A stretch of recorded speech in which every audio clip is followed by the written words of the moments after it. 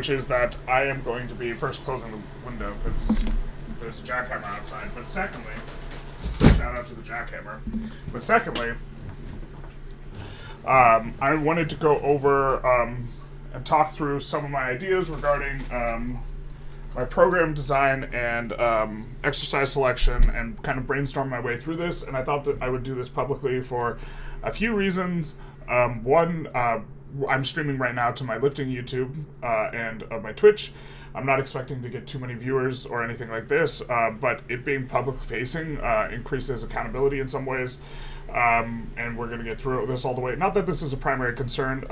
A big part of it is also just wanting to kind of branch out a little bit in regards to what I'm doing in both the gaming and just more generally being general, right? In the sense that I want to stream for the idea stuff as well. I want to stream for the lifting stuff somewhat. I don't really have a setup where I could like stream out of a gym or something like this, so that's probably not going to happen too much, but program design is something that we can do, and then I thought that this would be a good sort of practice for me for maybe doing something that is more along the lines of a just chatting type of thing, where, you know, I don't have the support, I suppose, of a game to structure what exactly is going on. And then also just going through some of my thought process on the process of brainstorming, which I thought might be interesting to some, which we're going to be doing a little bit at the start here. And then also, if anyone were streaming in like the fitness YouTube, or not YouTube, Twitch category, fitness and health, if anyone drops by and gives advice that's like pertinent to what we're trying to do, then maybe that would be useful. So kind of all this coming alive. For a little bit of context, I'm kind of coming off of like an ankle injury or tweak or something like this. I currently need to walk to the gym as a matter of logistics. And so what ends up happening is I can't go to the gym. I've been doing home workouts for a while, probably going to be continuing doing that. Using a 44 kilo kettlebell as like my primary implement. So why don't we add this to the little brainstorm sheet?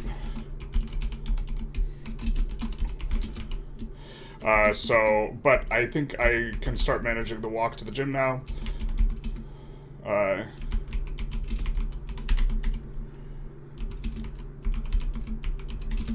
so we're going to put that in here. We're also going to need to learn how to type faster if we want to do this. And so that's what we're doing. As far as like the overall goals go, for a long time my goal has been an 11 times bodyweight Supertotal, which is a combination of squat, bench, deadlift, and clean and jerk and snatch. So for a big part of this is going to involve losing weight is going to be the primary thing, because I actually, if I got to around 200 pounds and was just as strong as I am now, I'd pretty much be there. And so losing weight is an important element.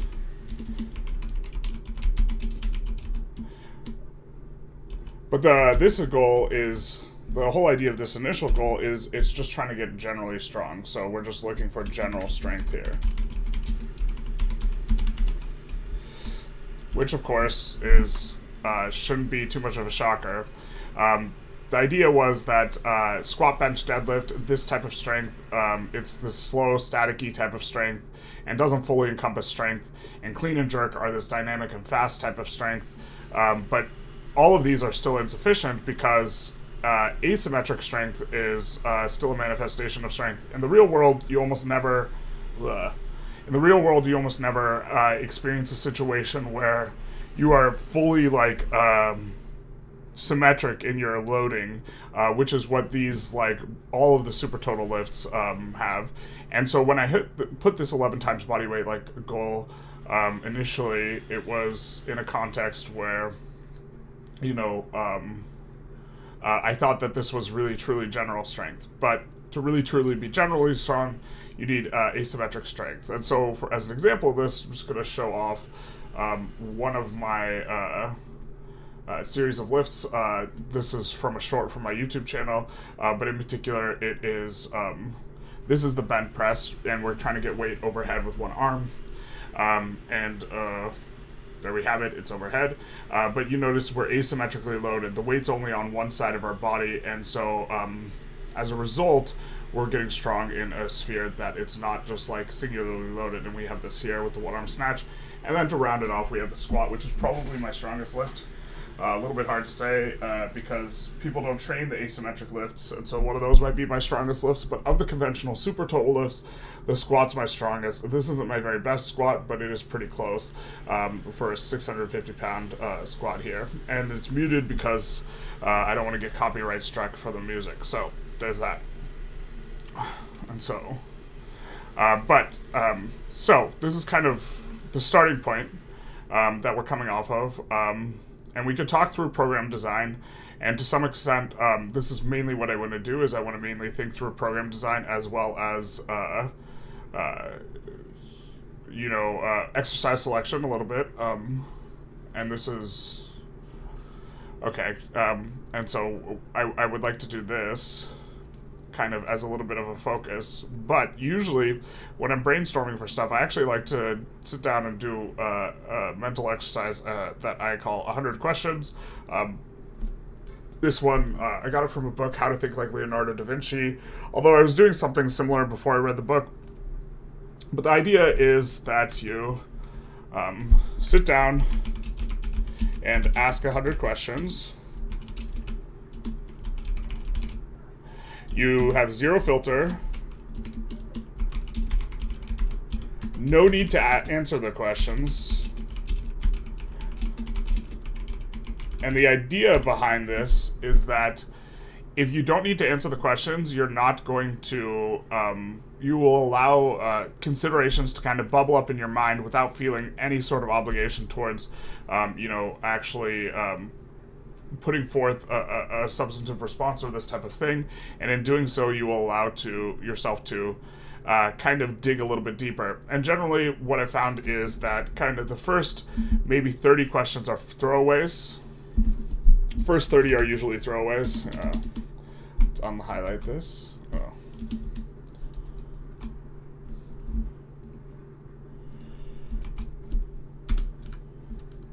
Oh no, I did the wrong one. First 30 are usually throwaways. But then you usually generate a type of momentum where, the next 70 tend to be kind of useful or insightful, or questions you've not considered before, or perspectives you've not thought of before. And in this way, you're able to glean some new knowledge just by sitting down and kind of structuring your thinking in this way. And so, we're gonna probably do this now. We're gonna just double check the live stream that we are super live. We are, but again, as expected, we have no viewers on the lifting YouTube. I think we'll probably have none on the Twitch as well, because I imagine it's just ourselves on the Twitch. So streaming to the void, which is largely what you kind of do at the. It's a little reminiscent of when we initially made the Ideas YouTube, which is that we would get no views at all, and so you're just kind of screaming into the void, but you're still trying to develop a practice. If you develop a skill while you're doing this type of thing, then that's useful, but I'm still going to act as if there is an audience, because I think that this is good practice. Okay, so we have to come back, and the thing I mainly want to ask questions for is, I'm uncertain if this is the way forward anymore. If 11x body weight is the real deal, and this has actually been a goal of mine since I was 17 or 18. This has been the goal, and another thing to consider for this is I'm starting to get older. I have maybe 3 to 8 years left of getting stronger.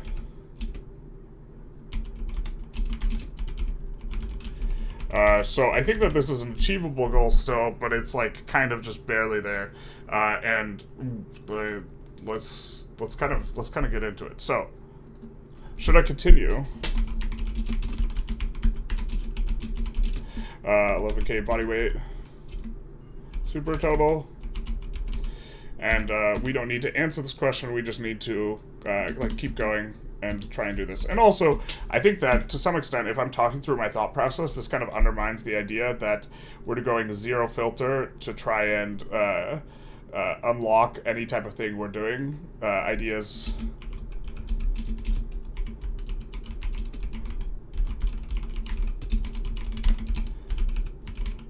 New perspectives as well. But in any case, should we continue with the 11K Supertotal idea? What about asymmetric strength? What would be a better goal? Why are we actually... Why in particular are we so in the 11K or 11X? It's not 11K. 11K would be obscene. That would be like impossible. Why are we so invested in the 11th? Which is I mean, this is it because it's a long goal? How often should we update our goals?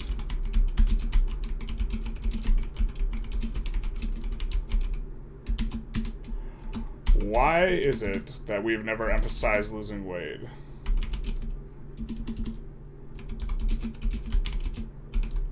So, we could try and answer this right now, actually, which is kind of, it's not one we are normally trying to do in regards to this brainstorm exercise, but I just wanted to mention that I think we have, a 5 lift total progression thing where, okay, we haven't updated this in some time, and we kind of came away from this spreadsheet, but this is initially how we were thinking through things when we started lifting again in 2017, with the idea of the 11x body weight total, but very, very strongly, decreasing your body weight is one of the best ways to increase this ratio, and I think the peak ratio we had is like 6.99. I think this is when we peaked in October 2021.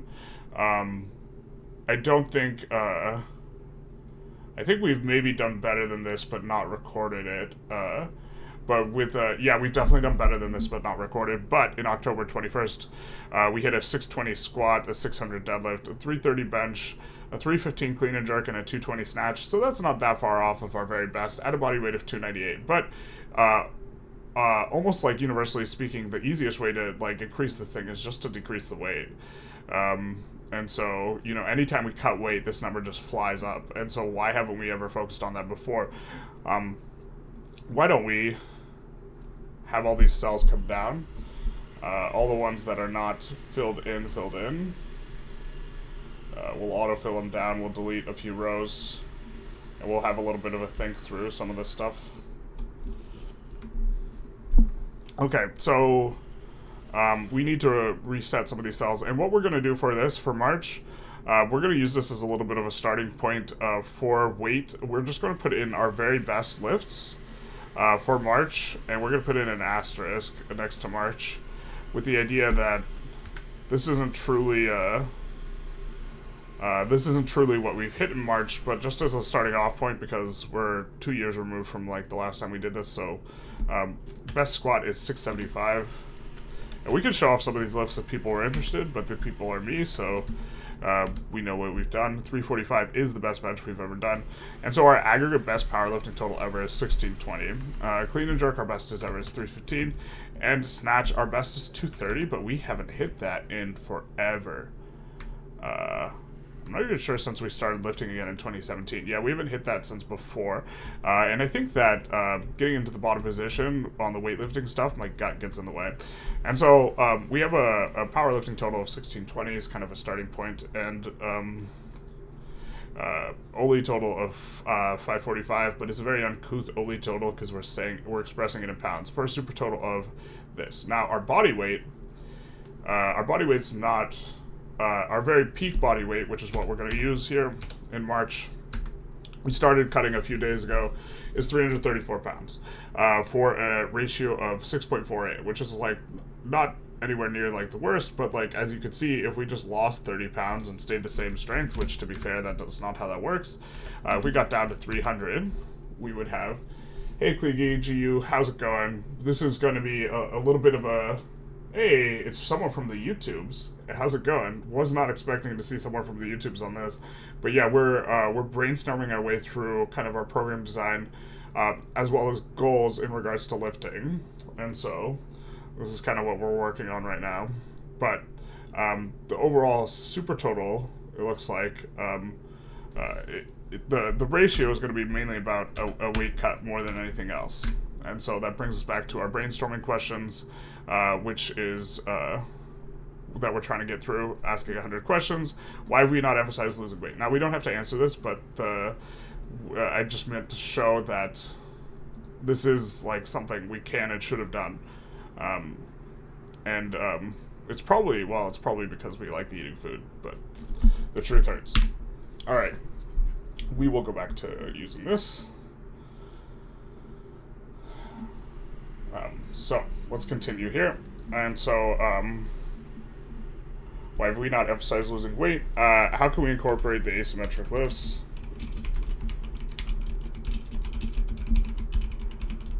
And the point is, we don't have to answer these questions. What about a 10x total?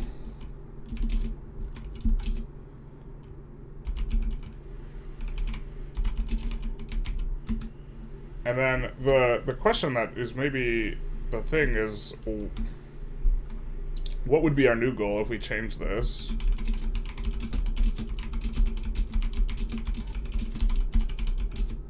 If we were no longer working towards this 11 times bodyweight Supertotal, which is coming out of a bench, squat, bench, deadlift, snatch, and clean and jerk.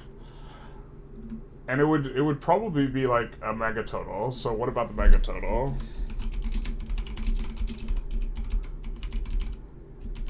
Supertotal plus.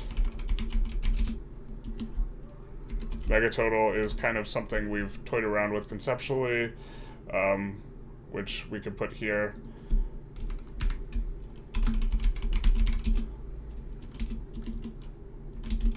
Supertotal plus one arm snatch, bent press, and then also Turkish get up to some extent. And just for those of you who are kind of coming in, we have a bent press here that I've done in the past. It's not my heaviest bent press, nor is the one arm snatch my heaviest one, but this is kind of a little bit of a video that we had put together as a short.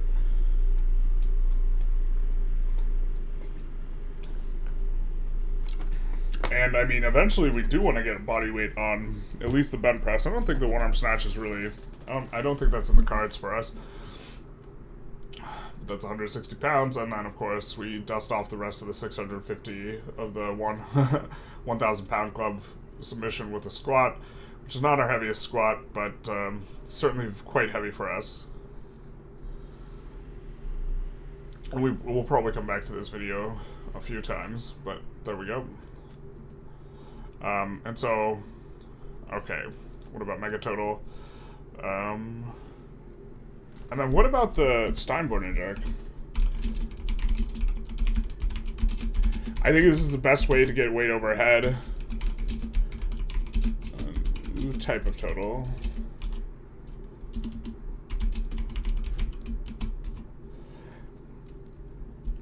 If we selected, like, let's say 5 lifts to represent strength. We're gonna highlight this because we might try and answer this question. But we're gonna keep going with the idea that we're trying to figure out how do we cut weight better. And this is about a story, really.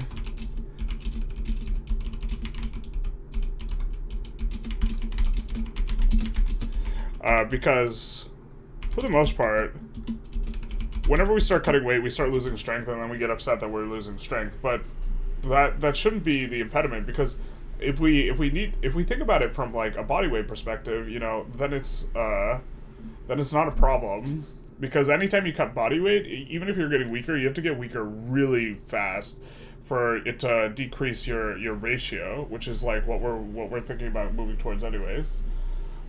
Clearly, one arm jerk or bench press to get the most weight overhead in your opinion.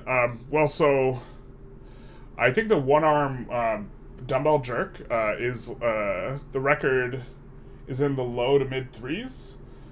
If my recollection is correct, it's like the Strongman circus bell jerk, which, to be fair, like the dumbbell implement allows you to have like a better start position because you're in contact with like your head and your shoulder, and so it allows you to do like, it's a really strong lift, but I don't think it comes close to the bench press world record of 375, which I think is more likely than not legitimate. I'm not sure how confidently I think it's legitimate. Arthur Saxon said he did like over 400 in training, but it's important to distinguish that even if Arthur Saxon only had like a 350 or a 320 bench press, Arthur Saxon weighed like 220.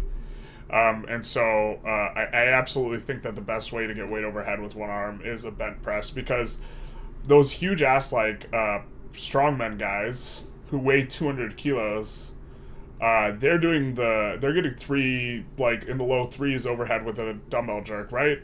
But they, like, in theory, Arthur Saxon weighed like 220. If you like proportionally, I don't know of any 220 guy who is one arm jerking with a dumbbell, like I assume that's what the question is. I don't know of any strongman that's one arm jerking anywhere near that, right? Unless I'm misinformed, but the numbers are up there, like pretty close to the like absolute record, and some people don't think Arthur Saxon's record is legitimate. I think the fact that I can bench press 200 pounds, and that's like what, like 60% of the world record, something like that, and that I squat 675, and that's also like 60% of the world record, implies to me that like such a thing is possible. I've also been bench pressing less time than I've been squatting, and I could hit 200. So this to me seems to indicate that bench press is probably the best lift for getting weight overhead, but it's also like the most technical lift possible. No one's going to train this. The strongmen need to be just generally very good at a whole ton of different things, and it's like, why would you train this highly technical lift as a strongman? Not that I'm saying I'm like a super good at it, but like this is not a lift that you just like, the technique required to actually just be able to be better than just one arm overhead press is quite a bit, and like let alone outperform the circus like dumbbell jerk.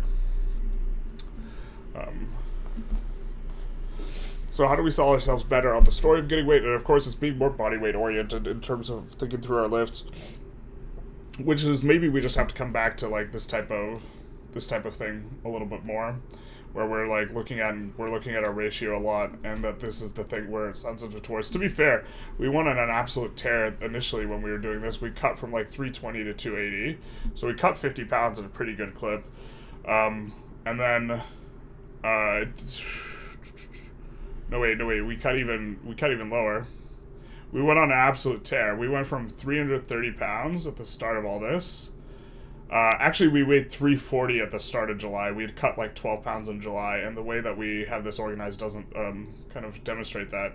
And we cut like 80 pounds to May. And then in May, we actually water weight cut down to 240. That's not what we ended the month at, for like 100-pound weight cut. And so maybe this is the paradigm shift that we kind of like need for this, but in terms of orienting ourselves. But now we're going to just like, I think that we're probably not going to get to the gym too much and actually get a new peek at these lifts. And so we're gonna set our starting point as our best lifts and the heaviest we hopefully are ever again, at least in this month, and the heaviest we are ever on this thing. Right here. So we'll see how that works. So if we selected 5 types of lifts, what would they be? How would we sell ourselves on the story? Okay, so that being said, how do we maintain nutrition while cutting? We kind of know the answer to this, but it's important to think through what are the low-hanging fruits.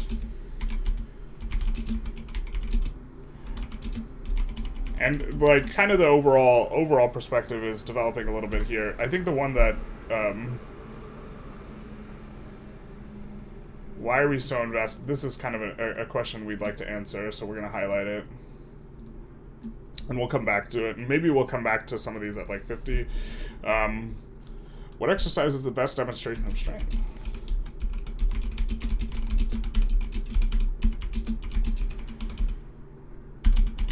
And the idea is you just have like no filter, and this is very important for the process. Best supplements.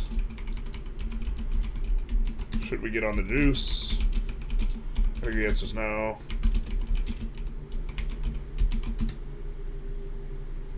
But should we become more informed?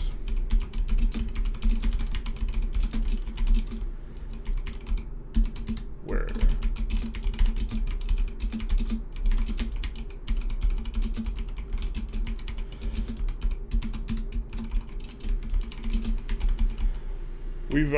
We learned juggling a little bit as a warm-up, but we could juggle heavy stuff.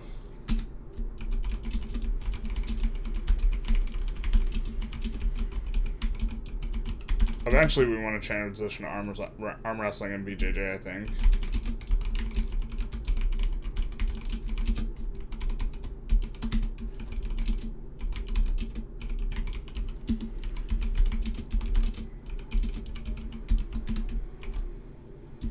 How do we train more? So this is a question that's like, there's like a theoretical optimal program, and then there's like a program that, how does the program fit with the rest of your life? And how does a program?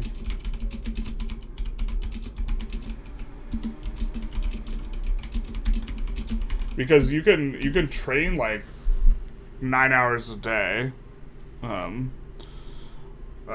or like I'm reminded of Abajev, who trained the Bulgarians like 9 hours a day.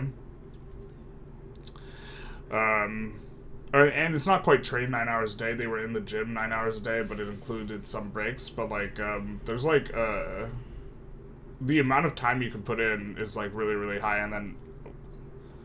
and still be improving results. But it starts getting really marginal. But what about double dipping?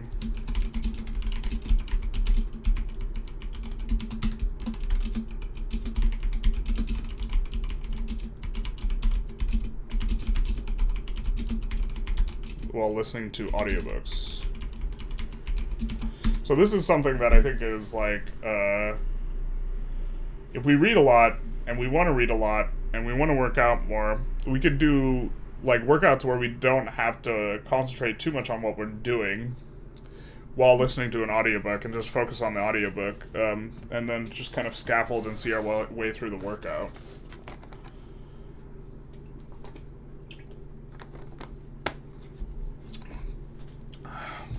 Which is, okay, let's kind of get to 50 and then maybe try and answer some of these questions, which is not normally how we do this brainstorming. Maybe we should just do the brainstorming. Why is it so loud outside? We know the answer. What about training voice? This is something we've done a lot about, but it's not like strength training, but okay. What about diaphragm training?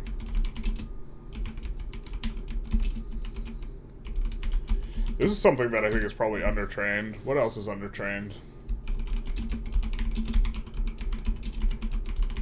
One thing about the one-arm clean and jerk, clean EGU, is that one-arm clean and jerk does not require anywhere near the same level of hand strength as like a bent press. And I think the main limiter is hand strength in the bent press.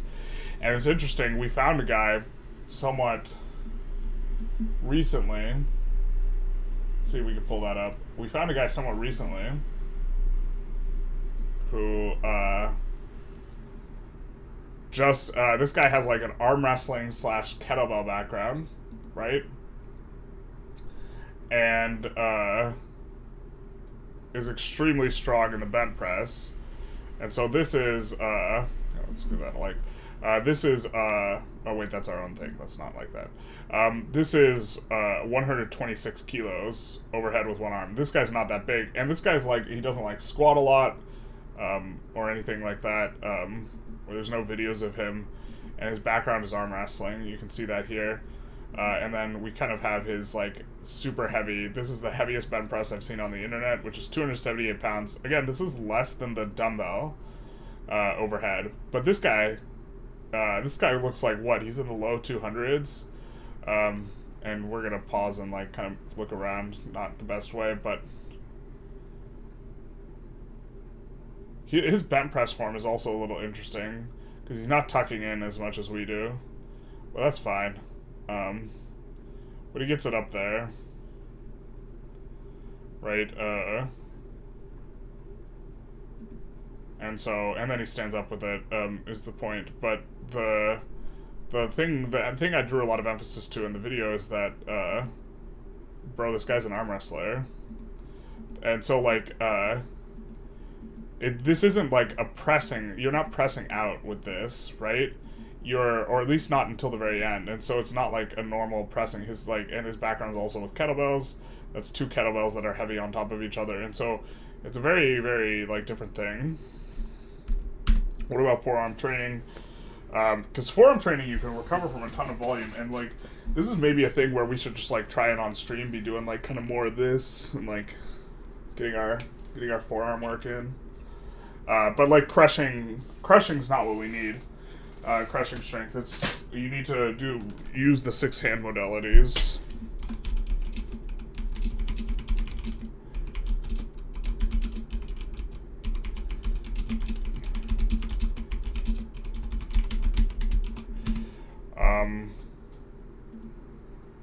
Why do I even want to get strong?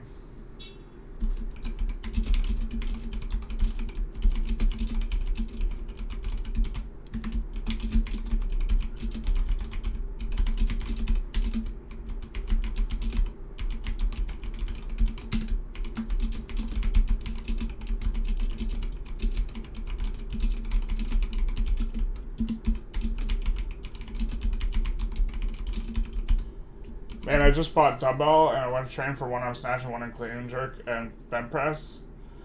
1 arm snatching with a dumbbell is like wildly different than 1 arm snatching with a barbell. Same with bench press. The dumbbell is just like a wildly different implement. It feels so much different. But like for 1 arm snatch, it's probably gets a lot more like a swing. Because here we could take a quick look at this. Because you can actually pull the weight between your legs with the dumbbell, which you can't with a barbell. You might be able to do more, but I think as the weight gets heavier, it gets harder to balance actually as a dumbbell or whatever. I think we might have a better video of us 1 arm snatching though. Like one that we don't need to have muted. I think the I'm back video. Ooh, that's showing an ad. Let's not show ads. So, no. But like, so for the 1 arm snatch, and we're not gonna go very heavy on this, like, when you catch it, okay, that one doesn't look very clean, but when you catch it, and we're also fat, etc. But when you catch the weight, the fact that you have a barbell actually helps with like the left-right lateral balance, and so your ability to. I mean, we have just commentary. So, I think a lot of this. Let's not listen to our commentary, but the barbell itself like almost helps to control left and right, and then when your feet rotate, right, you have the front back balance. And so you could see that a little bit more here. Maybe it's still not very heavy. This is only 95 pounds. And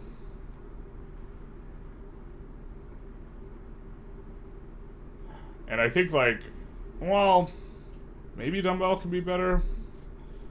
I think we don't go very heavy. I think we just go up to like something like this. Yeah, what is this? 105 or whatever. or 115.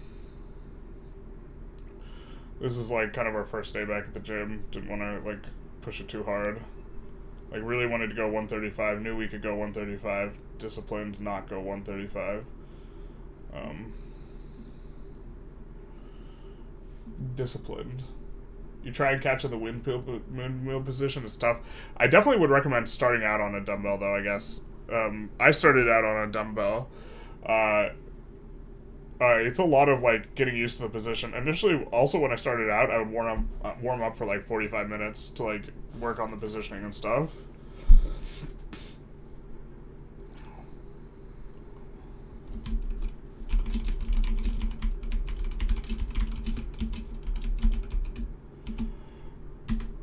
Yeah, I mean, let's highlight this. And the highlighted questions we'll come back to.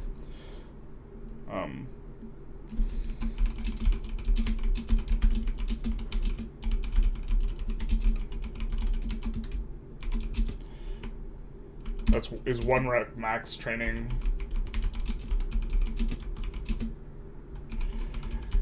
And this is like something I've always done, like 1 rep max training, which is a little bit different than like Strongman. I think Strongman would be like perfect, except Strongman does a lot of endurance training, effective, or not like endurance, but like semi-endurance.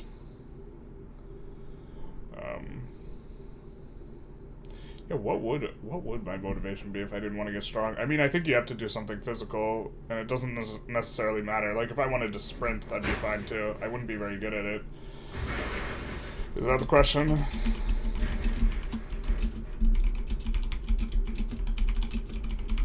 Is it just that I'm good at it? Is it because that strength is the only athletic thing we can do well while being heavy? The truth hurts.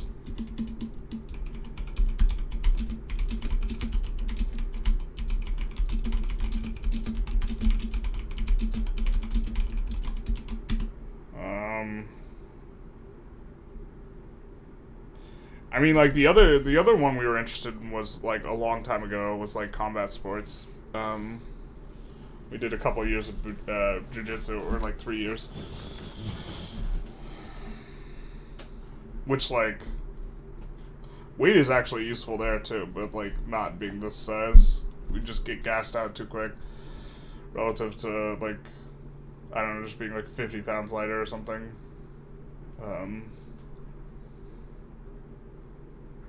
Problem is, like, brutal cuts just feel bad, man. But maybe we just have to do that. Keeping protein intake is up as high. What is the preferred diet?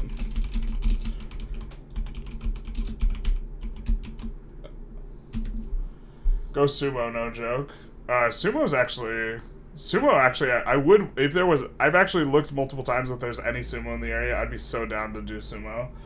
Not just because I'm, like, huge, but because I think sumo is the most strength-oriented martial art.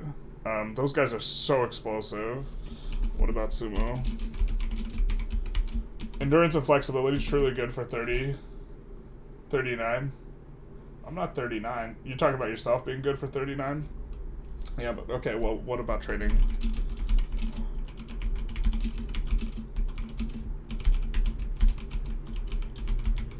Talking about me, I'm not quite that old yet. I'm 31. But like, it does require like a decent amount of mobility to catch the bottom position on the 1-arm snatch. Which this is like one of our better ones. We can show our very best one. Our very best one is kind of funny. We can't do the audio on it, but our very best one is, let's find it. I have to, like, mute it instantly, or I just get bopped probably by the YouTubes. Son of a bizzle. Where is it? It's 165, so it's only 5 pounds heavier than this, but it's amusing because we're in a cast. Actually, someone who did, we're not in a cast, we're in a sling. We can actually probably use the search function. But someone, Atlas Power Stride, who's like a contemporary, like, strength influencer for like old-timey strongman type stuff, he actually recently published a book, and we're actually in it for this lift. here. Or a picture of us doing this exact lift is in there. And this is 165 pounds. But it like actually requires like a pretty decent amount of mobility to like get into that position down there. Now you guys can see what type of music I like. And like, to be fair, we could get better at that type of stuff and like sticking the spot. I think that this is actually probably the most technical lift like in existence. And I don't even think we're necessarily very good at it.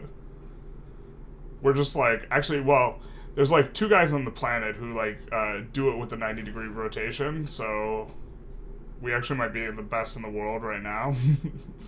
But like, well, that's actually why we got into the book, because nobody's doing it with the rotation. But there's people who can do way more weight without the rotation, like Klokov and Kaklaev and a bunch of other guys. We're not even in the neighborhood of like strongest with one arm snatch, just the one arm snatch with the rotation. But it's funny with the sling. Yeah.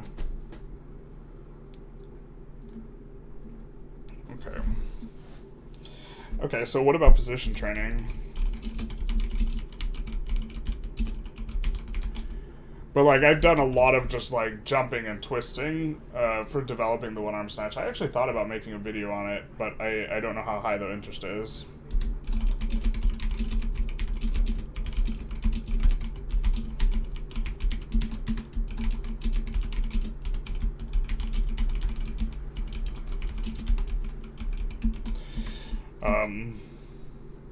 And again, we're just trying to ask ourselves through questions and see. Well, let's come back to our idea. We like, do we want to do this? Do we want to get stronger?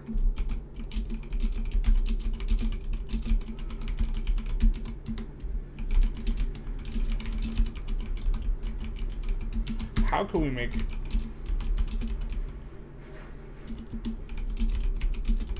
getting stronger more enjoyable? That's perhaps a little bit of a strange question to ask. What about using Theracane? Theracane? I don't even know what Theracane is. Let's take a look. Point number 39. I don't know what that means. What about Theracane? I mean, that looks like an interesting implement. Oh, I guess we should show it. I don't have an opinion on this, but let's make sure. I'm gonna just get a picture of it. Nothing's inappropriate. But this is Theracane. It looks like it's pretty good for self-massage. Or that looks like it's the idea for it. I actually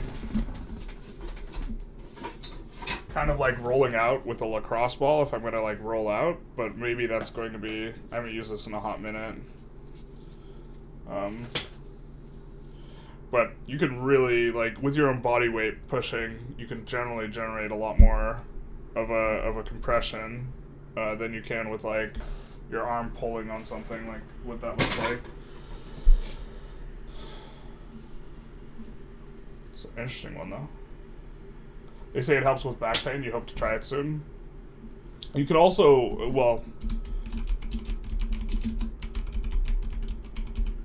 you could also roll out with like a foam roller, which I think you might get more success with a foam roller than with a Theracane, but I don't have an extremely strong opinion about whether or not you would. So, what about prehab, rehab? I mean, like, let's actually put this over here. We should be programming prehab, rehab, right?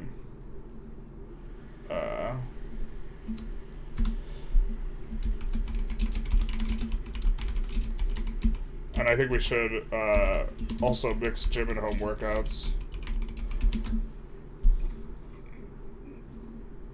Actually, there's another question I think that's really important. What's the best cardio?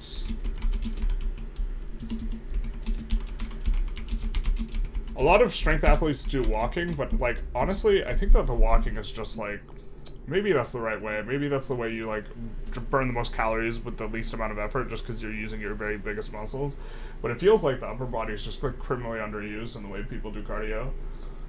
On your list, there's a bunch of bullet points labeled 39, and for that point, endurance and flexibility could be a good answer. Oh, okay, I see. If I don't want to get strong, what would be my motivation? Yeah, endurance and flexibility.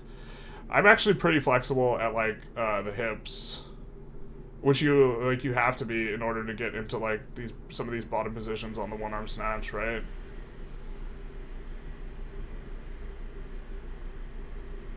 Because you're like your shoulder. Well, I guess the bent press is probably the better example, but like you're like you get pretty in between your own legs at this.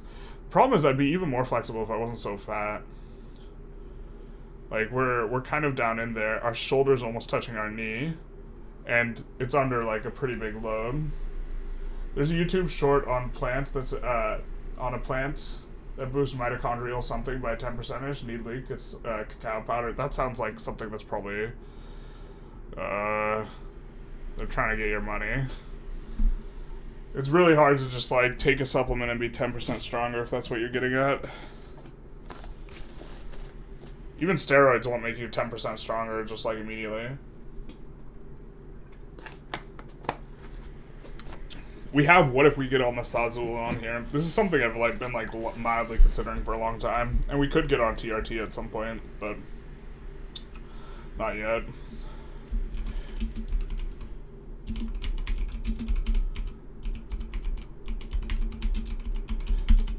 A lot of people think that steroids delegitimize strength, but the bigger important question for us is, do steroids interfere? Creatine doesn't make you stronger. What it does is it makes you, maybe we should get MS Paint. Let's see. For explaining some of this stuff. So, creatine, what creatine does is like, you have like an amount of strength you have, right? And this is your like 100%. This is your very best, and this is your 0. What creatine does is it doesn't make your 100% higher. It doesn't increase this. Instead, what it does is, let's say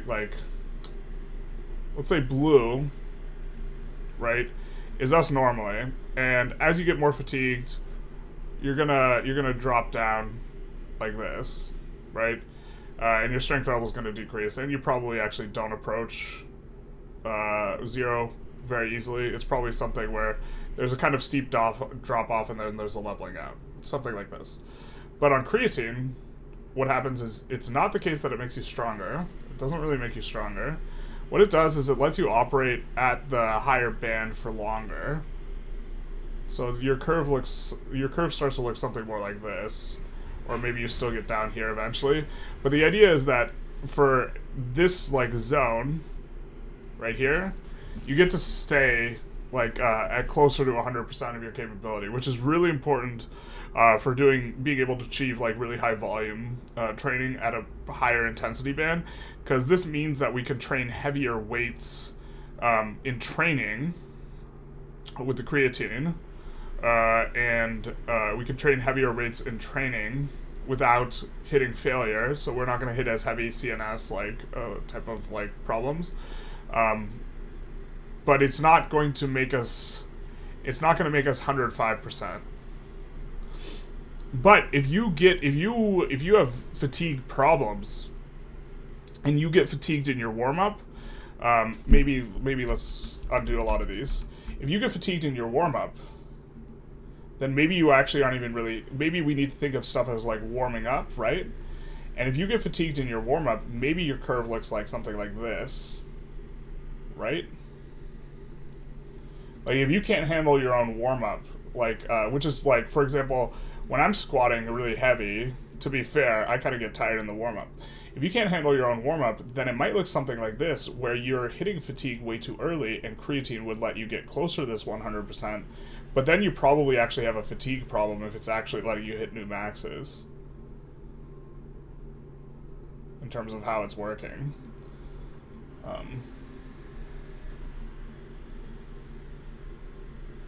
What do you think of EMOM with the technical movement? That's what you do mostly?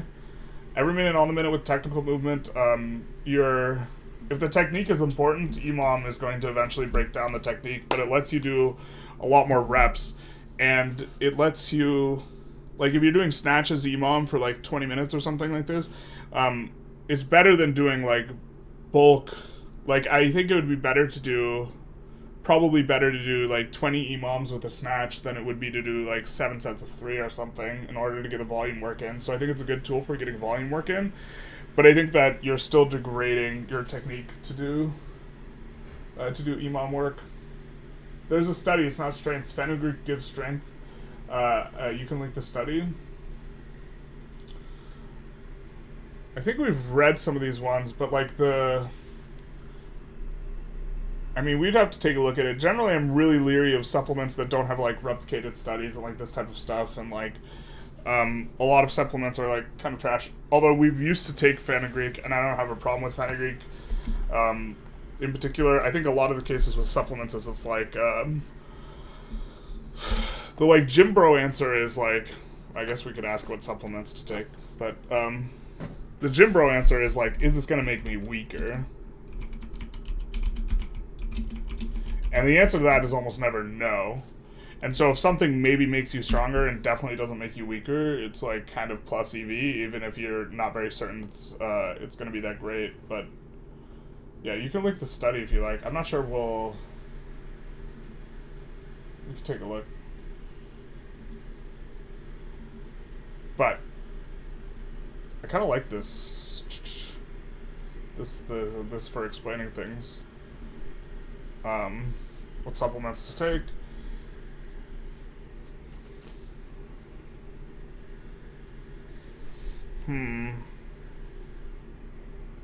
How do we perform better psychologically?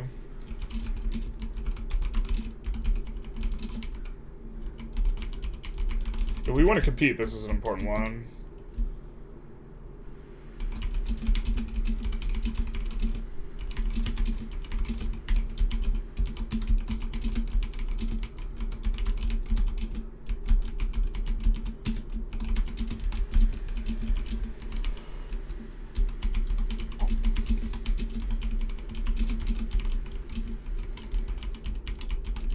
You can just buy fenugreek spice in the store. It's $2.5 a kilo where you live.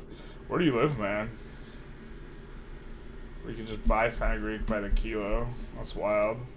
I mean, like, I would be much more gung-ho about the herbal stuff if I could buy it, like, by the kilo and I knew exactly what I was getting. PubMed. Let's take a look. Let's take a read through. The effects of commercially available botanical supplement on strength, body composition, power output, and hormonal profiles in resistance trained males. Fenugreek, occurring in India and North Africa in recent years, has been touted as an ergogenic aid.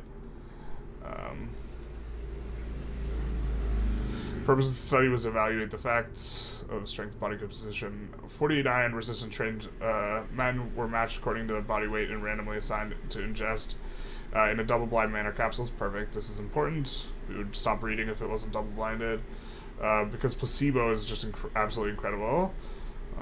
God, it's been forever since we've read studies. N equals 20 plus or minus 1.9 years. So this is a little bit concerning because this means they're probably not that well trained, but it's kind of what you get. Subjects participated in a supervised 4-day per week periodized resistance training program. Okay. Split with upper and 2 lower for 8 weeks. At 0, 4, and 8 weeks, subjects underwent hydro body comp, one rep mac. Okay. Data were analyzed and used repeated measures. Results: no significant differences between the troops were noted for training volume. Significant group were observed in body fat. Okay. Leg press. 1 rep max. Fenugreek 84 plus or minus 36 kilos. That's a wild ass result, man.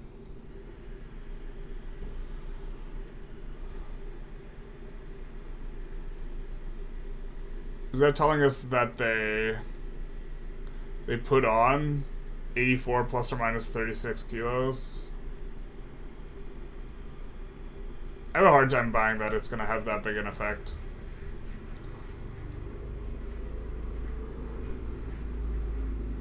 Interactions were, I mean, it's supposed to increase your, like, testosterone is my understanding, the primary, like, axis, but, like,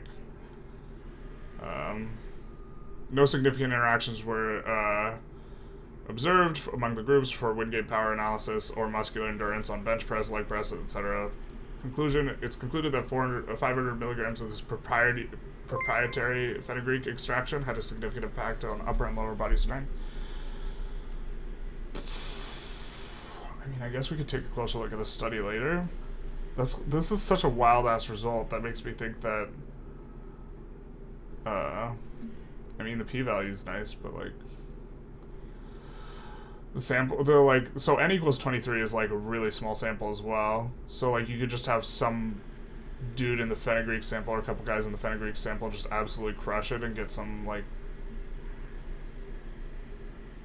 How are you getting a p-value like that with? Oh man, it's been forever since we took stats.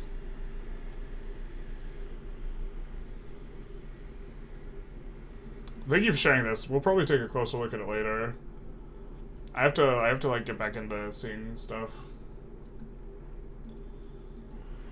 I mean that's like a really large difference, but I've taken fenugreek before and like for me it was like nothing like that. Nothing remotely like that.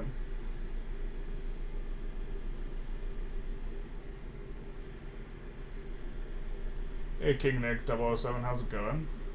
Big nice, thank you for the follow. Yeah, it's expensive to do studies. 20 participants is better than none. Yeah, I understand what you're saying, but like 20 participants is better than none. And in fact, 10 participants would be better than 20 in my mind if it was on highly trained individuals, right? But the fact that they're putting up to like 120 kilos onto, or 110 kilos onto their leg press, or 50 kilos onto their leg press in an 8-week period, or, you know, the placebo group much smaller, indicates to me that these guys are highly untrained, like, and haven't really done a program. And so, like, I would be fine if the sample were, like, I would actually prefer a study where the sample were half the size, even though I would still have a problem with the sample size, and the people were like already starting at a relatively high degree of fitness, or at least for like from my perspective. But it may be that like, so what if fenugreek is just really good for beginners? This could be the case, because I've taken fenugreek as a supplement. I've taken tribulus. I've taken like the natural like test booster stuff. Also, it said proprietary fenugreek extraction, so I don't know what's proprietary about that or what exactly they're doing, but. I mean, I've taken it before. I've thought it was efficacious enough to buy it and then take it, based on what I've read. But that's just such a wild and big difference. But it would be impossible for me to put 80 kilos onto my leg press in 8 weeks. You know what I mean? Just the more well-trained you are, the smaller your gains. And it also doesn't show like absolute strength. So if the control group got a bunch of guys who are, well, it's randomly assigned, but I would also be curious of what the percentage gain in strength is and stuff like this, and where their baseline starting values are and this type of stuff. You must be chatting. I had 3.8K follower yesterday on Twitch. Big nice. Yeah, we're doing like a just chatting / fitness stream, so we're thinking our way through program design because we're going to be wanting to work on that, and we're using our 100 questions method of just kind of seeing our way into stuff. But maybe we'll I mean, I'm interested in the fenugreek. I'm just a little bit leery of the numbers.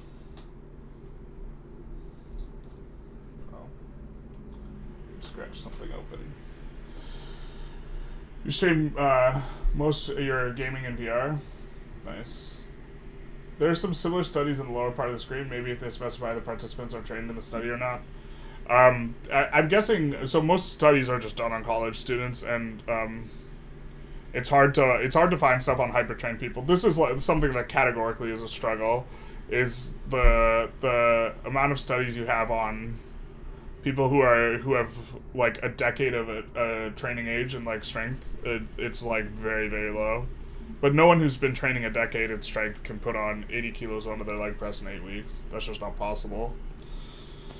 I think even with like the juice, that's probably really unlikely. Like if you want to like full bore steroids after just training for a decade, I still don't think you can put on like 200 pounds on your leg press. That's a tough ask. What about coordination?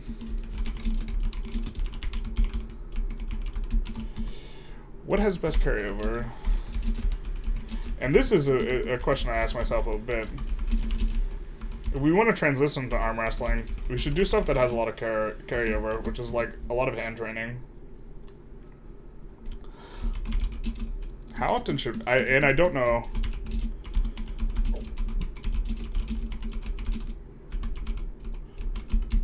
The way the forearms are covered is just fundamentally like. I think it's like the fastest recovering muscle, right? So this might even be something you could train every day or twice a day or this type of stuff. And I don't know too much like knowledge of like what's out there, so I guess I gotta figure out and follow some arm wrestlers. How can I find on forearm training? Nice. We don't filter any question here.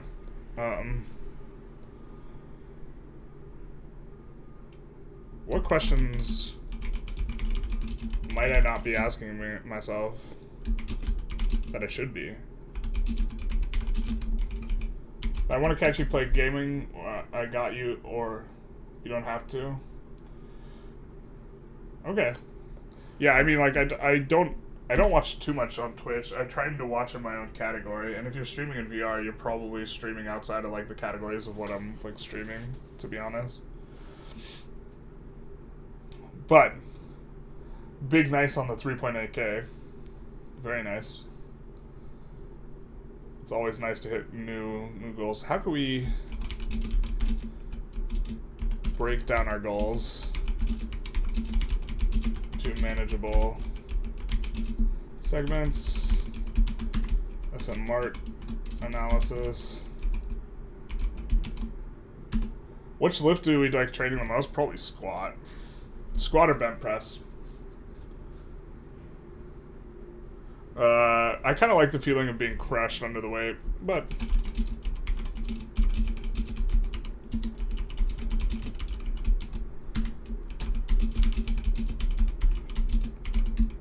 the other thing is we're really good at squat. And so it might be a little bit of a chicken and the egg problem. So I hate bench, but I also suck at bench. My bench max is only 345, or like my bench PR. I couldn't hit that today. I could probably hit 315 today, maybe 300, something like that. It's been a couple months since I benched, so it's not like I could. It's also been a couple months since I squatted. I could probably hit 600 on squat. I don't know about 675.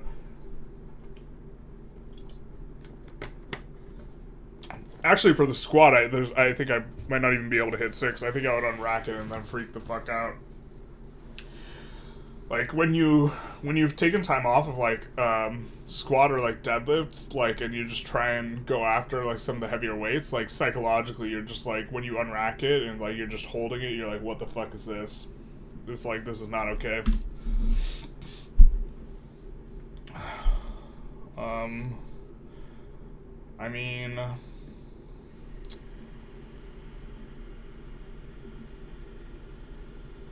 yeah, I mean, like, what's a better goal than 11x?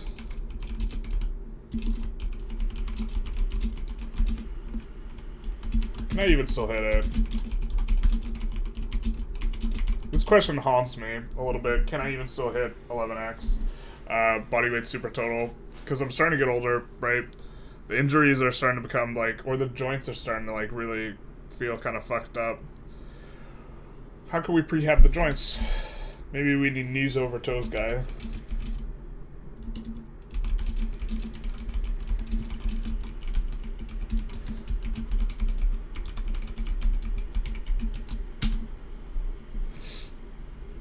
This is a question we're going to highlight here. Getting kind of close to the end of this 100 question brainstorm. What about walking volume?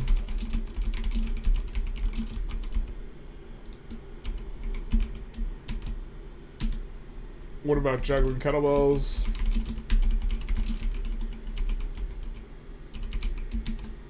I mean, I guess I haven't asked very many questions about like specific things that we care about. Like, what are the best exercises for wrist stability? I think the bottoms up press is really good. What's K2? So like the bottoms up kettlebell press, we could show it because we actually have a kettlebell in our room. Being able to just hold the kettlebell like this is extremely, or requires a lot of hand strength, especially as it gets heavier. This is only 20. And so like being able to press, right, from this point, okay, we're gonna have to like even ourselves out here. Kind of worked out a little bit yesterday. But left is way harder, requires a ton of hand strength. And so I'm thinking that this is probably gonna be something we need to do a lot more of, and it really sucks to do.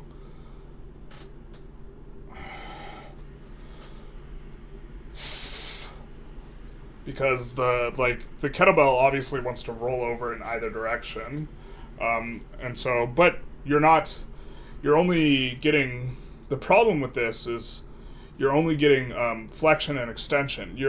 This is the primary thing you're training, right? You don't get to train pronation, right? The hand turning over, supination, radial deviation, moving towards the thumb, or ulnar deviation, moving away from the thumb. And so,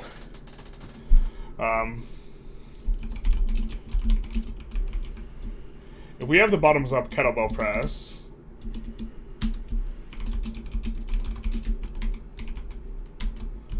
what about radial and ulnar deviation? And then what about pronation extension? Because the bottoms up kettlebell press is primarily doing flexion and extension. It's a vitamin K2. Oh, we would probably take a generic joint supplement. I think we were taking for a while. We were taking like gelatin and CalMag zinc, something like this.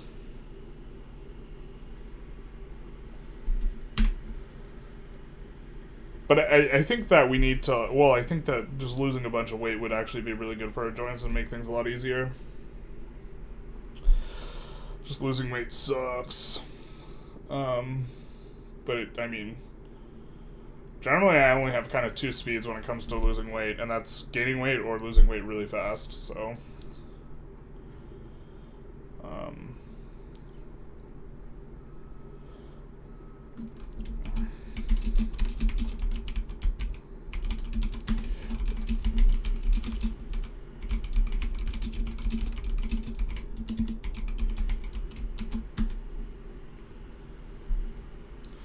What about switching to bodybuilding? See, this is something. It would not allow me to escape the weight loss as a consideration.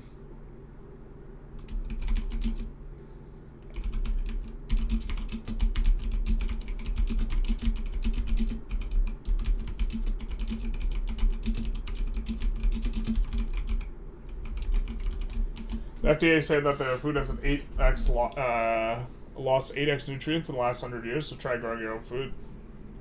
I don't know what 8x loss in nutrients, what does that even mean? Like, I understand the words, but if nutrients start at a baseline level, what does it mean to have an 8x loss? Because you can't lose 800% of nutrient value. So 8x of what?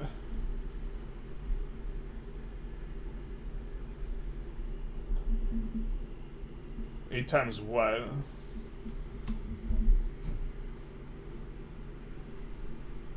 I don't need the... Because if you have... You can't lose more than 100% in anything. 80% loss? Is that the 8% loss? Probably 12% of what it was. I would want to see the article where they say that nutrients and foods are only 12% of what they were. I don't think it's the foods. I mean, I guess it's possible the diet, but the foods themselves being only losing 80%, or in your case, 88% of nutrition. What about doing keto? We actually felt the best in our life when we were on like paleo keto. Just in terms of feeling good. But it was really fucking hard diet to do. It was really inconvenient. But you like cut yourself. The thing is like when you do a hyper restrictive diet, it's like not even that hard, or it's like not as hard as it sounds, because you just like cut yourself off the possibility of doing a particular thing.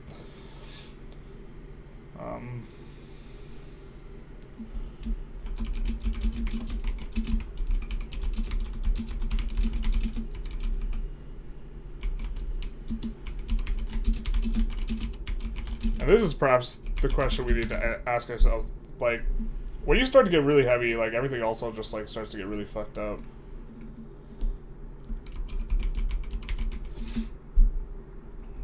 Like, you lose circulation to your, like, hands and feet and stuff like this, and, like, that's not good. So, like, it might be the case that just better circulation from being lighter is, like, actually gonna help more than, like, having this size. Hey, Alcom, Generalist, we love you. Thank you, much appreciated. Yeah, we're doing something a lot different today. Looking to branch out a little bit, and so this is just kind of like a just chatting about fitness and program design.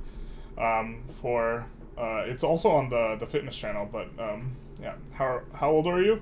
I'm 31, so this is a little this is why we're at like 3 to 8 years maybe of left of getting stronger. This is probably. And I mean, if we want to take juice, we maybe have an extra year or two at the end if we want to start juicing up at the end. But this is kind of the what we have left to work with. And then I'm thinking a transition either arm wrestling or BJJ. You know, I think that we gotta figure something else out to some extent.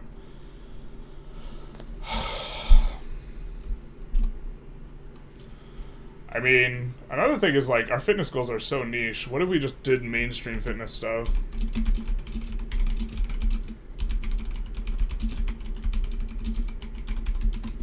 Not that I'm saying we're going to. We're probably going to keep doing stuff like the bent press here and the one-arm snatch, but we could just do, like, mainstream stuff. We could swap to bodybuilding. Wow, we are the same age? Yeah. You'd say 25? That's because you can't see up close. I got, like, gray in my beard. I look haggard. What about abs? Yeah, what about abs? Oh, let's do the one-arm snatch. Let's show it, because I kind of wanted to show it. What about abs? This is the question. I actually, like, I have really strong obliques. Like, my ability to, like, underload, like, do this is, like, really high. Maybe we could show off, like, one of these. Let's find the short we're looking for.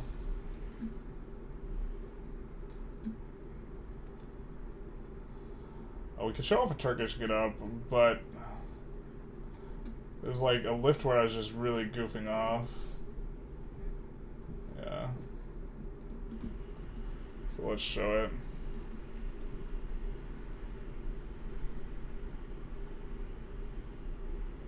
So this is 410 total. I think it's 135 on the upper bar and then like 2 whatever on the bottom one.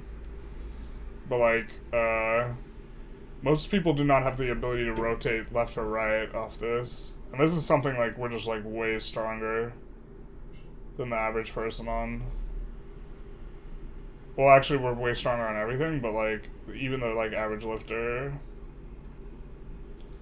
There's no reason for doing this. We actually tweaked the fuck out of. I forget what we tweaked here. But that was not a good time after that. We were going way too ham on this lift, which we had named hot girl shit,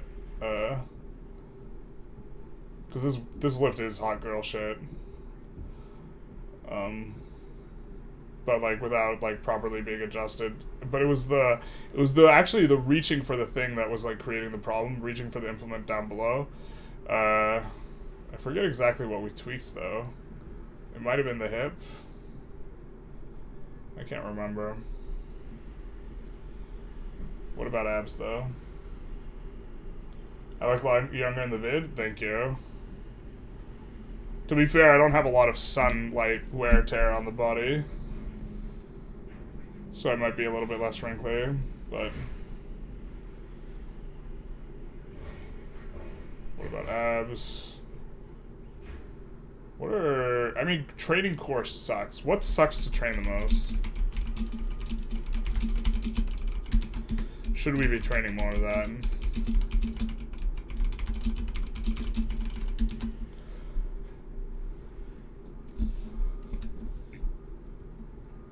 But like, also like, if you do a lot of compound movements, especially compound movements that are asymmetrically loaded, like, you also get a lot, like, stronger at, like, a lot of the core stuff. So, like, here's, like, an example of something I trained that's, like, gonna blast the hell out of your core.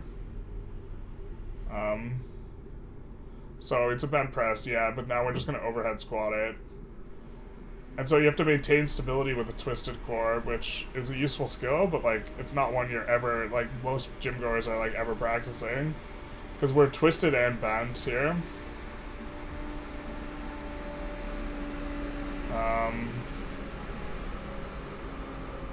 How do we go about exercise selection?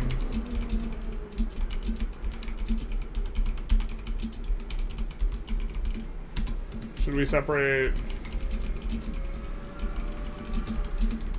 category?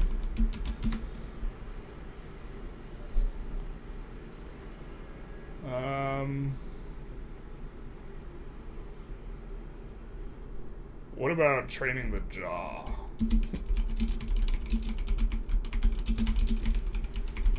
Jaws are size. I don't know. I don't think we're gonna do that, but the idea is you don't filter the questions. Well, maybe we'll do some jaws are size.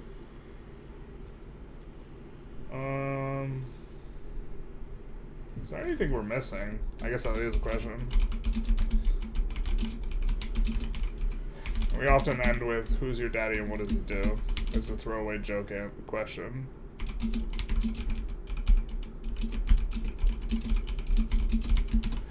Okay. So we have several questions. We were thinking we're kind of the bigger or more important ones, and maybe we look at that. And then we come back to the brainstorm, and then we look at what is kind of the initial Supertotal program I looked at, which I actually don't really like that much, but we're going to take a look at it, I think, is maybe useful. Or we could take a look at, like, the program that I had, like, the most success with, which was this one, which I made myself.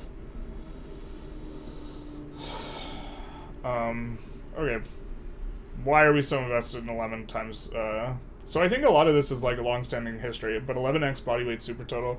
We're interested in Supertotal because of the generalizing theme, and to be fair, the Supertotal is not as general as we would want, and so we could probably throw it out. But the thing is that the story of I've been training for this particular goal since I was 18 is a nice one, but that's actually just kind of a lie in some sense, because we've had several periods where we just, like, haven't been training for several years, and so it's really, like, the story of it's being the goal since 18 years is, like, really not the thing. But the spirit of the thing, which is we're trying to be just generally strong, that has persisted regardless of, like, this Supertotal goal. So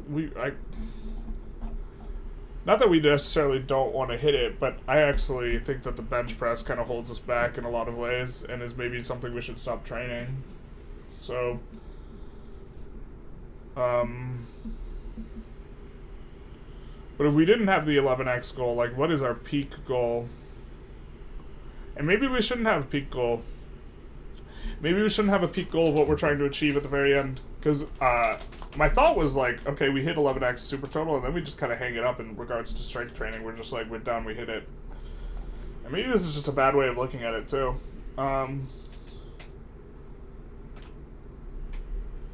It's a bit of an interesting one. Could just be a bad way of looking at things. I mean, like, just thinking about it now, it seems like not a good way of looking at things. You should generally not set goals in that way. You should set goals that are, like, kind of near where you are, and then when you achieve that goal, you should, or before you achieve that goal, rather, you should set a new goal. My main goal is to blow up, and then act like I don't know nobody.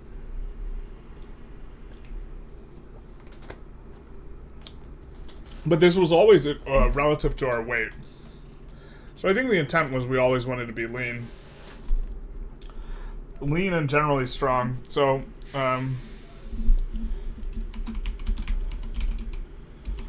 this was the original goal. Like, if we could articulate it, lean and generally strong.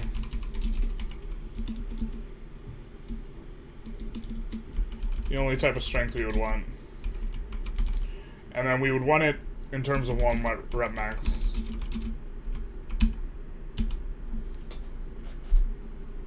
And this is the spirit of this 11 times bodyweight goal. And I think this 11 times bodyweight goal is probably no good anymore, to be honest. Which kind of fucking sucks. Sunk cost fallacy here, actually. Probably. Because this has been the goal for so long. It feels bad to let it go, you know, and to be fair, if we accidentally hit this, it's whatever, but this probably shouldn't be the guiding light. This is the same spirit of the thing, or is the true spirit of the thing, so maybe we do that, or think of it like that. Okay. Why have we not emphasized losing weight? Because we like eating,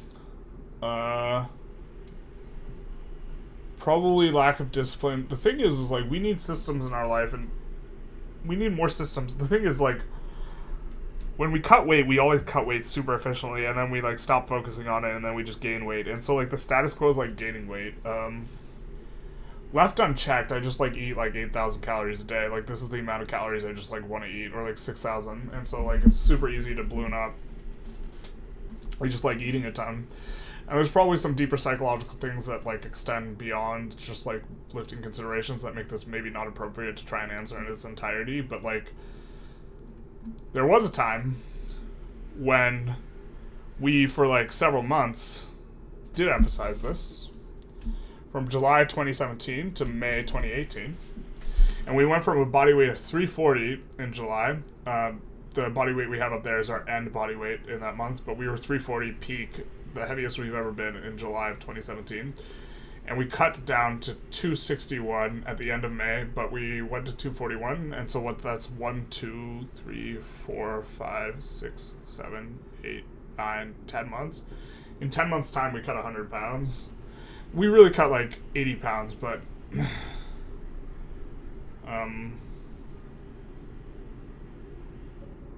because we were body weight oriented, right? We visited this thing like almost every workout. And to be fair, a lot of this was really super nice because we were getting all the newbie gains because we just got back at the gym after a pretty long layoff, like a couple of years off. But now we're going to be just kind of getting back into the gym after several months layoff. I don't know how the fuck we snatched 230 here. I don't know what happened here. I have no idea what happened here. We've never been able to snatch 230 again, and I don't think we ever snatched 225 again. Like, we just binked 230 here in February 2018. And then we would just decrease the max by 2.5 pounds if we didn't test it. And then the next time we tried to max out, we hit 200. And we just never got anywhere near it again. December here, I mean, we hit 225 in December and October. I just don't know. I just don't understand. We were even super fat during these times. I have no idea why. I was able to, like, this is the one lift that leaves me so perturbed. We've brought up every single, I don't understand it. We've brought up every single max and every single snatch accessory a ton. but just we've never like gotten anywhere near our old snatch like PR. And I don't have a video of this because I didn't record videos back then. And it just drives me absolutely wild. Like, you could look at the snatch thing, like, just like 220 is probably the best performance we've had since then.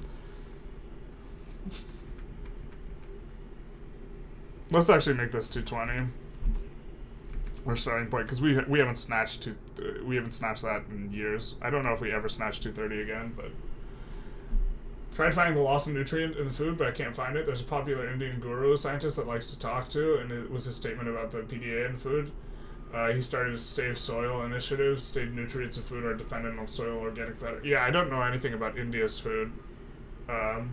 Also, if you're saying people's overall diets are less nutrient-rich, I would buy that, but the food itself being 80% less nutrient-dense, like, seems wild to me. And since organic matter is extremely depleted, food became B, so it's easy to fix. IRRC, Azerbaijan committed plans of soil restoration. That's probably boring to read. No, we're kind of, like, going through it.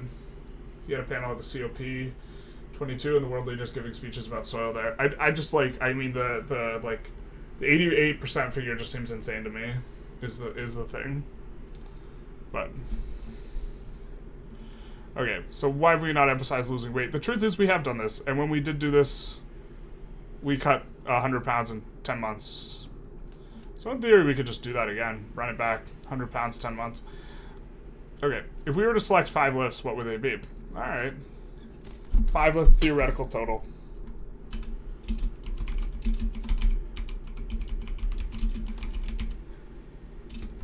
And one of these would actually be the Steinborn jerk, which I think is the absolute best way to get weight overhead possible. Which is a little bit weird to think about, but let's see if we can find our video on it. We made a video on this a while back, like over a year ago. And the idea is, this is the best clean and jerk ever. Lasha might have beat this since then, but okay, it's 588 pounds. This is, I believe, more than Lasha's done. Actually, I think Lasha's since done 270, but this is a behind the neck jerk. And in theory, behind the neck, you can jerk more. And so here we have a behind the neck jerk from Lasha Tallahassee, from Mikhail Kuklayev, who is, in terms of people alive, he has the best one arm snatch at 242 pounds, or 110 kilos, but here we are overhead. And so the thing is like, if you have a back rack position, you can get more weight overhead. In principle, I think, philosophically speaking, the best representation of strength is getting a weight over your head. So the best way you could get weight overhead should be one of the 5 lifts. So if we think about it from this, now we have, okay, well, how do you get it onto your back? Because a clean doesn't get it onto your back. Well, you know what gets it onto your back? A Steinborn. Onto your back. This is Martins Lises, who is a strongman. Lises will lever that up. So you can get it onto your back. And this is the idea. And what was very exciting to me was a weightlifter. This guy, who Igor Klemenov, he broke the world record for Steinborn squat. So here is him setting up what's the new Steinborn squat world record. And this guy's a weightlifter. The difference between him and Martins. Actually, yeah, here I realize he set the world record. I apologize. At the start of recording this, I thought Martins still had the record. So this is the new world record. I believe this is Igor. He has another like weightlifting friend that looks just like him on the channel, and I can't read Russian, so I can't tell. Yeah, the truth hurts. This is actually even more exciting than I thought it was when I was making this video. So this is a bit of a genuine, interesting moment for me. He can Steinborn more than Martins Lises. Now this is really exciting to me because he's a weightlifter. Yeah, but the idea is Steinborn and jerk is probably the theoretical way to get the most weight overhead.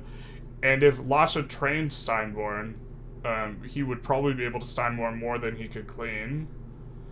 And he would probably be able to behind the neck jerk more than he can jerk. So that's Steinboard and jerk would be the first lift. Someone says one arm clean and bent press is the best way to put a weight overhead with one arm. Yeah, so this is the other one would be maybe the one arm anyhow. The thing is it's really hard to one arm clean, like really heavy weights. I guess maybe this would be the thing to do. If you can one arm clean it though, I think usually you could jerk it. I think the clean's the harder portion of the lift. But in my mind, I had it just the bent press. But the other option would be one hand anyhow. And so here we have the things with these though is this is slow and static, or this is mixed between slow and static. This is slow and static, so we can put in one arm snatch, and then deadlift or squat, whichever is heavier. You can pick which one you want to do. The idea is this is your just super heavy lift. This is asymmetrically loaded explosive lift, one arm. This is your asymmetrically loaded heavy slow lift, one arm. This is both heavy, or this is both slow and dynamic, but the arm portion is dynamic and the leg portion is slow, and this is also like a slow leg portion, so you would want in theory a slow press, right? And maybe it is just bench press. I kind of hate bench press, but I mean maybe like what have we covered? We have with the legs slow, and we have speed with the legs too, with the one arm snatch and the jerk. So like it's like upper body, right? And we have upper body like asymmetrically loaded with both the bench press and the one arm snatch. So it'd be, I mean, if it has to be 5 lifts, I guess it probably is bench. Shit, man.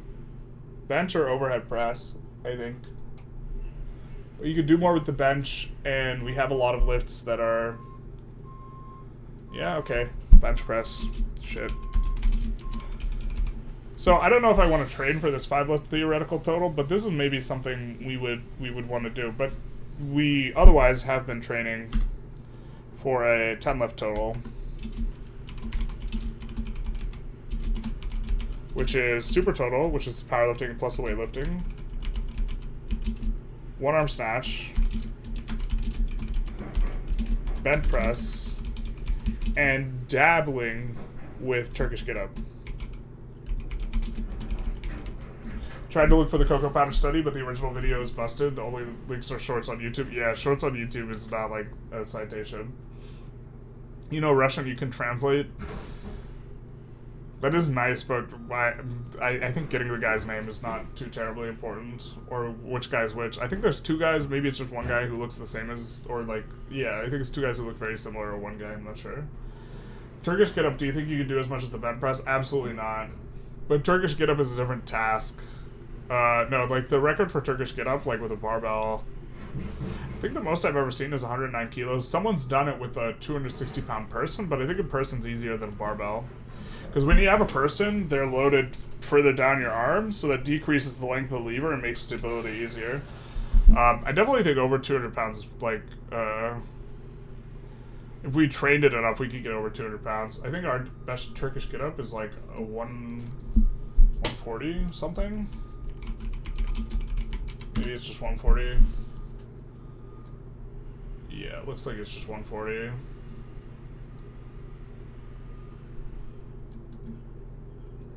We could show it.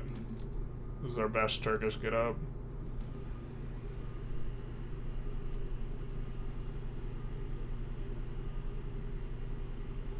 Also, we do north-south barbell, which almost everyone I've seen done is east-west, but we do north-south because we don't want to lose the weight backwards, because we don't want to clip someone, because there's not very good space for us to lift in. So we'd probably do east-west if we were less worried about dropping it on someone.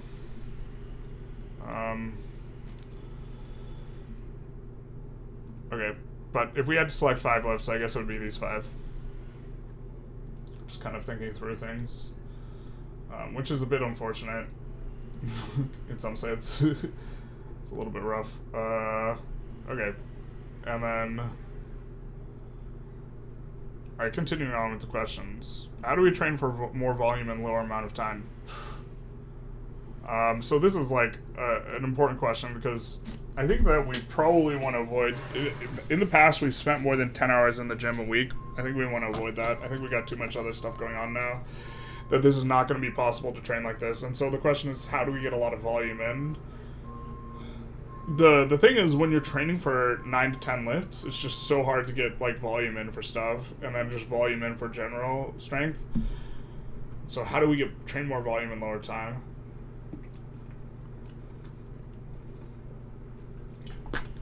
It's probably home EMOM circuit training. And this is also probably how we get cardio.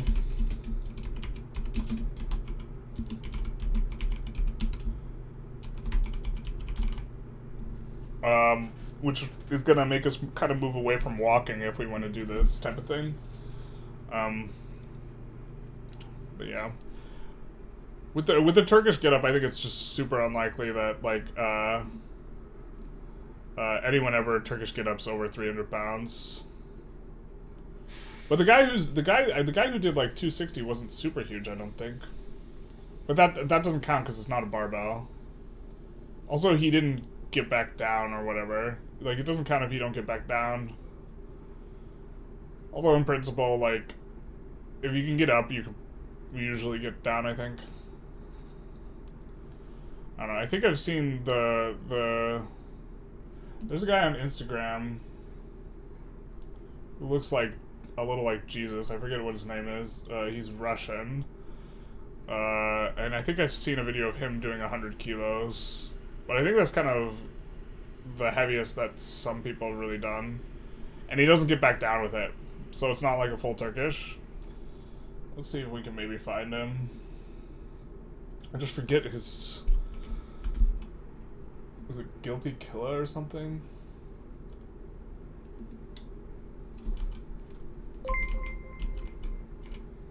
Yeah, it is Guilty Killer. Which, yeah. Thank you for the follows, Fatoris. How you be? So, this is the guy.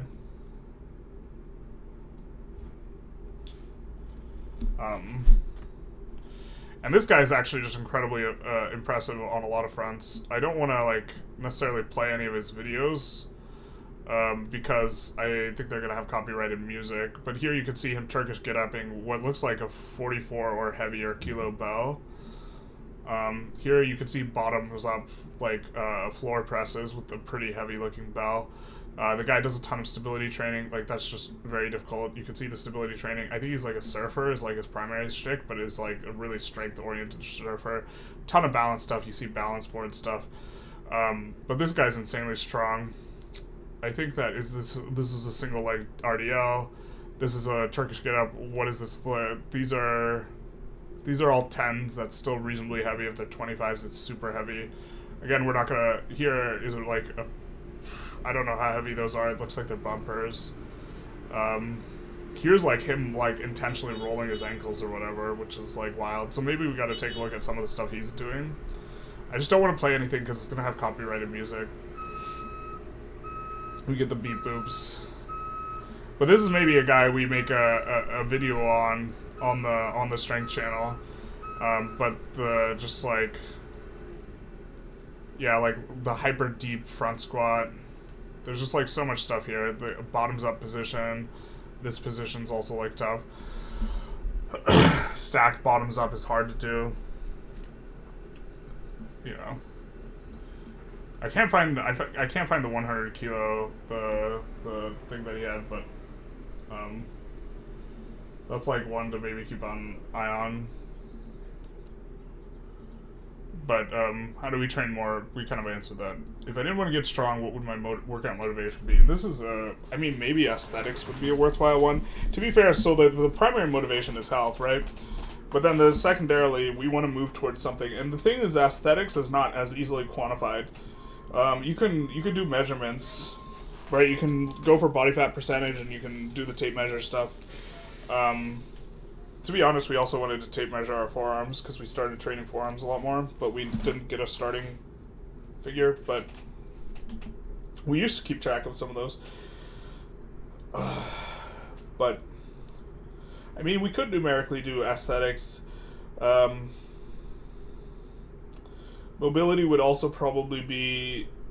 Mobility would probably be the one we would want to trade for most, to be honest. Mobility is actually a little bit rough if you're super heavy like we are, because this means that you have so much weight you need to move in order to actually be mobile. But if this is going to be a secondary emphasis, let's put it in. Secondary. Let's not spell secondary like that. Is let's have it be mobility, tertiary, aesthetics. So if we're gonna do aesthetics, you want your goals to generally be quantifiable. That way you can track progress really well. So this means we'll have to start taking measurements again. So we need to take measurements again.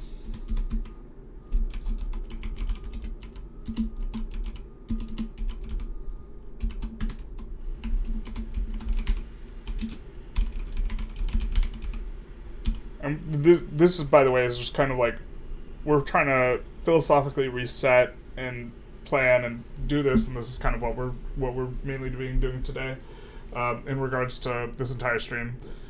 So we need to take measurements at the very least to start.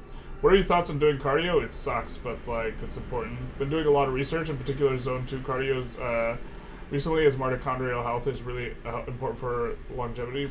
Which does zone 2 refer to again? That's kind of like the steady state, like slower cardio, right?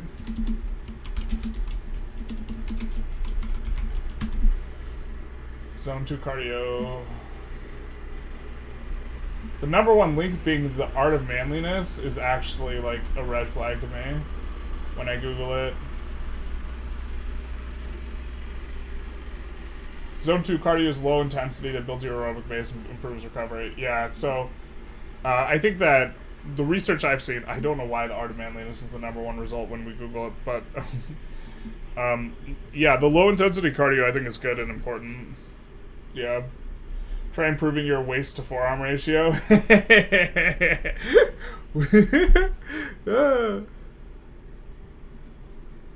So let's put that in there.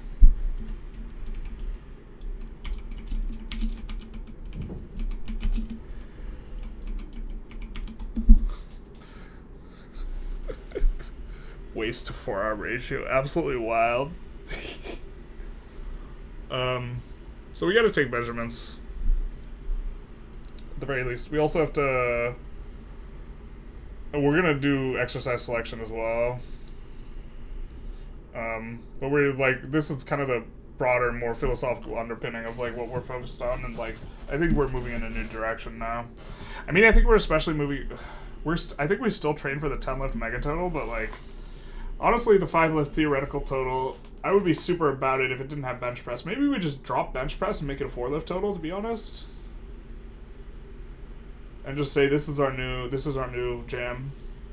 I freaking hate bench press. This might mean we need to be doing it more. I actually just think it's a poor representation of strength. I think the best way to represent strength is to get stuff over your head, and bench press doesn't do that. And that it's like, it's a position that's like antithetical to like anything like actually resembling real life or like combat or like anything like this. Just like a super... Even incline press would be better, I think. We could put incline press in here, but... What about more prehab rehab? Yeah.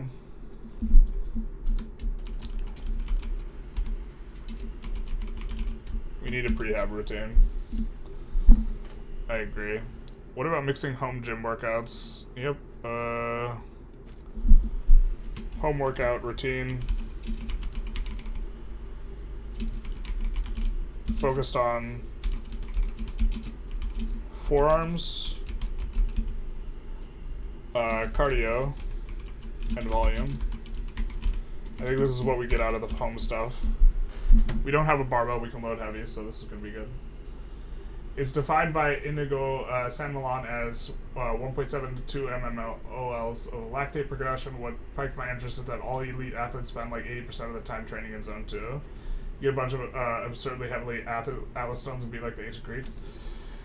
I don't have room for Atlas stones. We could try and sign up for a Strongman gym. One of the problems for signing up for specialty gyms is they're always expensive, and then no specialty gym actually has like all the stuff you need for like this. I would need to go to like a weightlifting gym and a powerlifting gym. And I don't have enough money to sign up for both of those. I mean, right now I'm walking to the gym, which because I need to get a new car. I mean, I could afford a used car. I want to get a particular car, so maybe I should just be like less stupid about that. But I have to. It's gonna take at least a couple months to save up enough, and then it's kind of blowing the nut. So like maybe we shouldn't even do that. Maybe I should pay off my student loans instead. Stop paying interest. But okay, what's the best cardio for strength? I think it's circuits. So the idea is like we would try and be doing, for example, zone 2. We're not trying to absolutely crank the heart rate up, but we would be doing like kettlebell swings, which allows us to get like stuff in for as a home workout routine. It allows us to get the cardio. To be fair, the heart rate's maybe a little too high for zone 2, and maybe this is why walking is better, is because it's easier to like avoid blasting in the outer space. What can we do proactively to be better in comp psychologically? That's a friggin' tough question. I mean, we've read a book on performance. Just kind of actually communicating with yourself a lot on performance is one of the better ways you can do it. And to be fair, like if we have sessions like this where we're talking through it and we're talking through concerns, that should actually probably help quite a lot. And so me just making videos about being concerned about this type of stuff is probably going to help.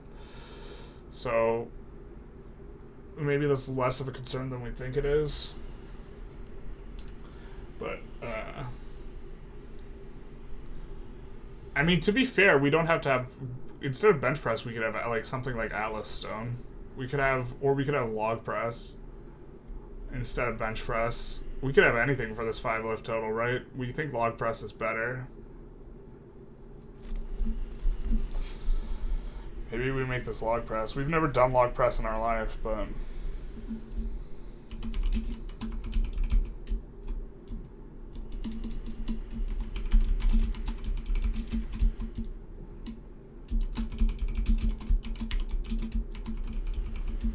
turmeric increases blood flow, so it might increase respiration. I like turmeric in food in terms of taste, but the like turmeric seems like one of the ones that's super trendy.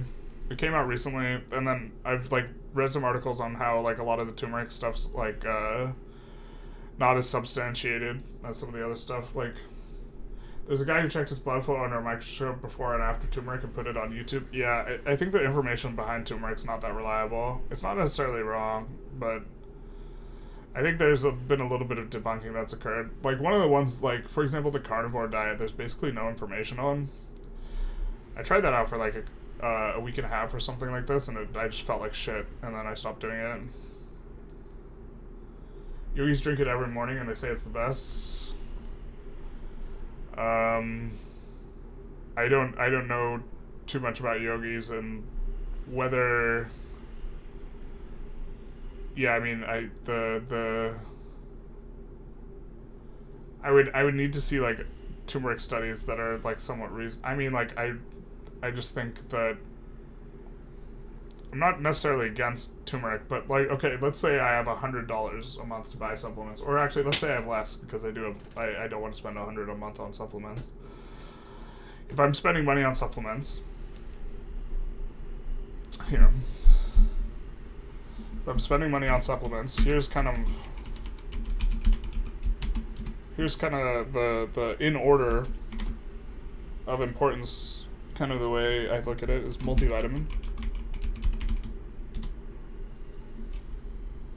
Probably creatine.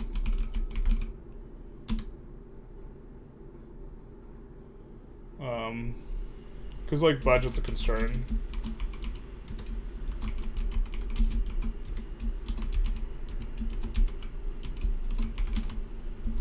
So this is probably the first 5.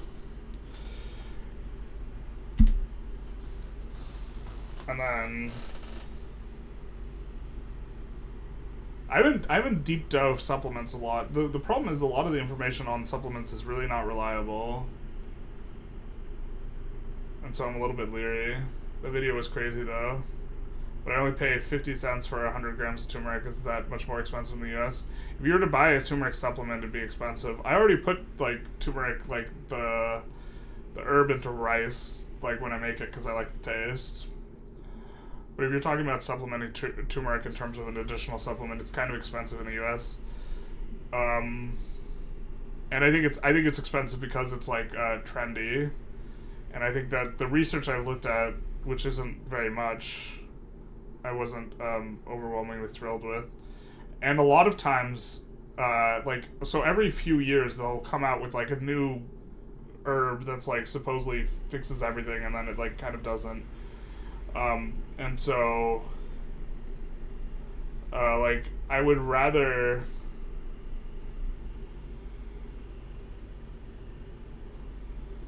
Like, if I have to spend $50 a month, I think I would rather make sure that the fish oil I get is really good, for example. Like, if I increase the amount of money I'm spending, this is kind of what I'm taking now. But if I increase the amount of money I'm spending, right, would I want to go turmeric? I mean, maybe fenugreek. I'd probably be more interested in buying fenugreek. Turmeric's, like, as a supplement's expensive. Spices are cheap now. It depends. But also, like, is like, yeah, I mean, like, I don't... Honestly, that's a pretty well-ended list, if that supplementing is a good diet. If you are concerned about a budget, you don't need much more than that. This is kind of my opinion as well. Which is why the first thing I would do would be to upgrade the fish oil. The supplements only have one compound taken out of the spice. Whole turmeric is cheaper and much more effective. This might be true.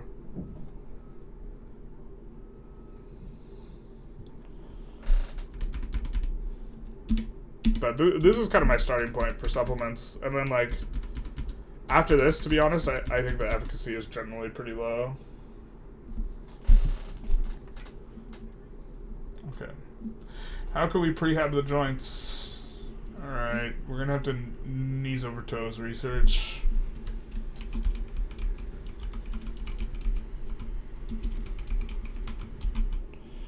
We could buy a tib bar, but we're starting to get a lot of, like, home workout stuff, so maybe we don't... Space is a bit of a concern. How do I cut myself off from the possibility of not losing weight? Or how else could we prehab the joints? I mean, like, I guess we have to research. Yeah.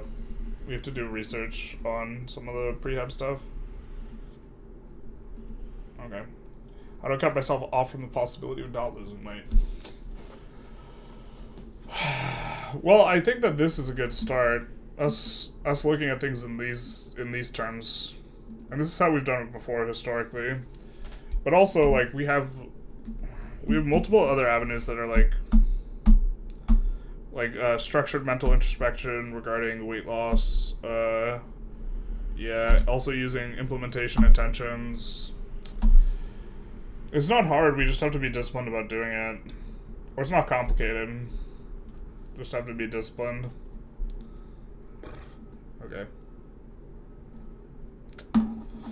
But let's at least write it down. Weight loss commitment system.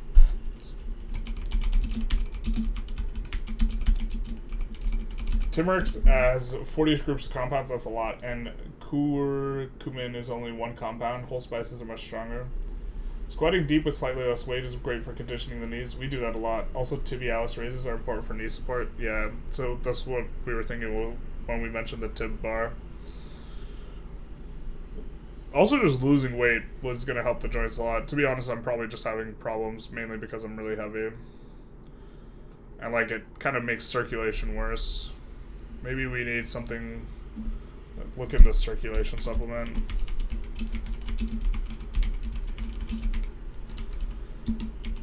But to be honest, just not spiking our blood sugar is probably going to be better for our circulation than taking any kind of supplement. So maybe we have to be a little bit more regular about when we eat and how much carbs we ingest.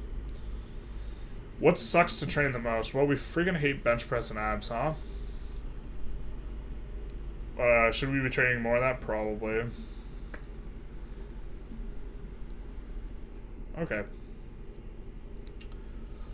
So, principles kind of have two things we maybe are interested in: a 5 lift total or the current 10 lift total. I think we maybe try and program around the 10 lift total.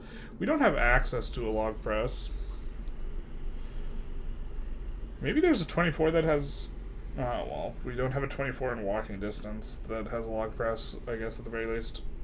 And setting up a Steinboard and jerk at like a normal big box gym seems rude and rough on their equipment. And we could just trade bent press, one arm snatch, and squat for the 5 lift total. But I think we maybe try just keep training for the 10 lift mega total. Bro, we just need to snatch 230 again. But then we want to make home circuits, and secondary goal is going to be mobility and tertiary aesthetics. So we're going to need to create systems for doing this as well. And then getting a waist to forearm ratio, which is kind of just the meme joke. My great thing about zone 2 is the intensity at which maximum fat is burned before your body starts switching to consuming more glucose than energy required. Yeah, I mean, I think that a big part is also the really big guys also walk after every meal to like better regulate blood sugar.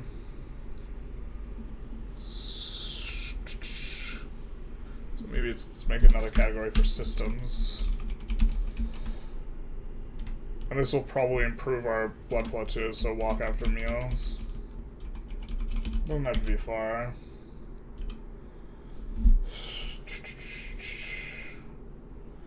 I think that we probably make a split that's like Monday, Wednesday, Friday if we're working out at the gym.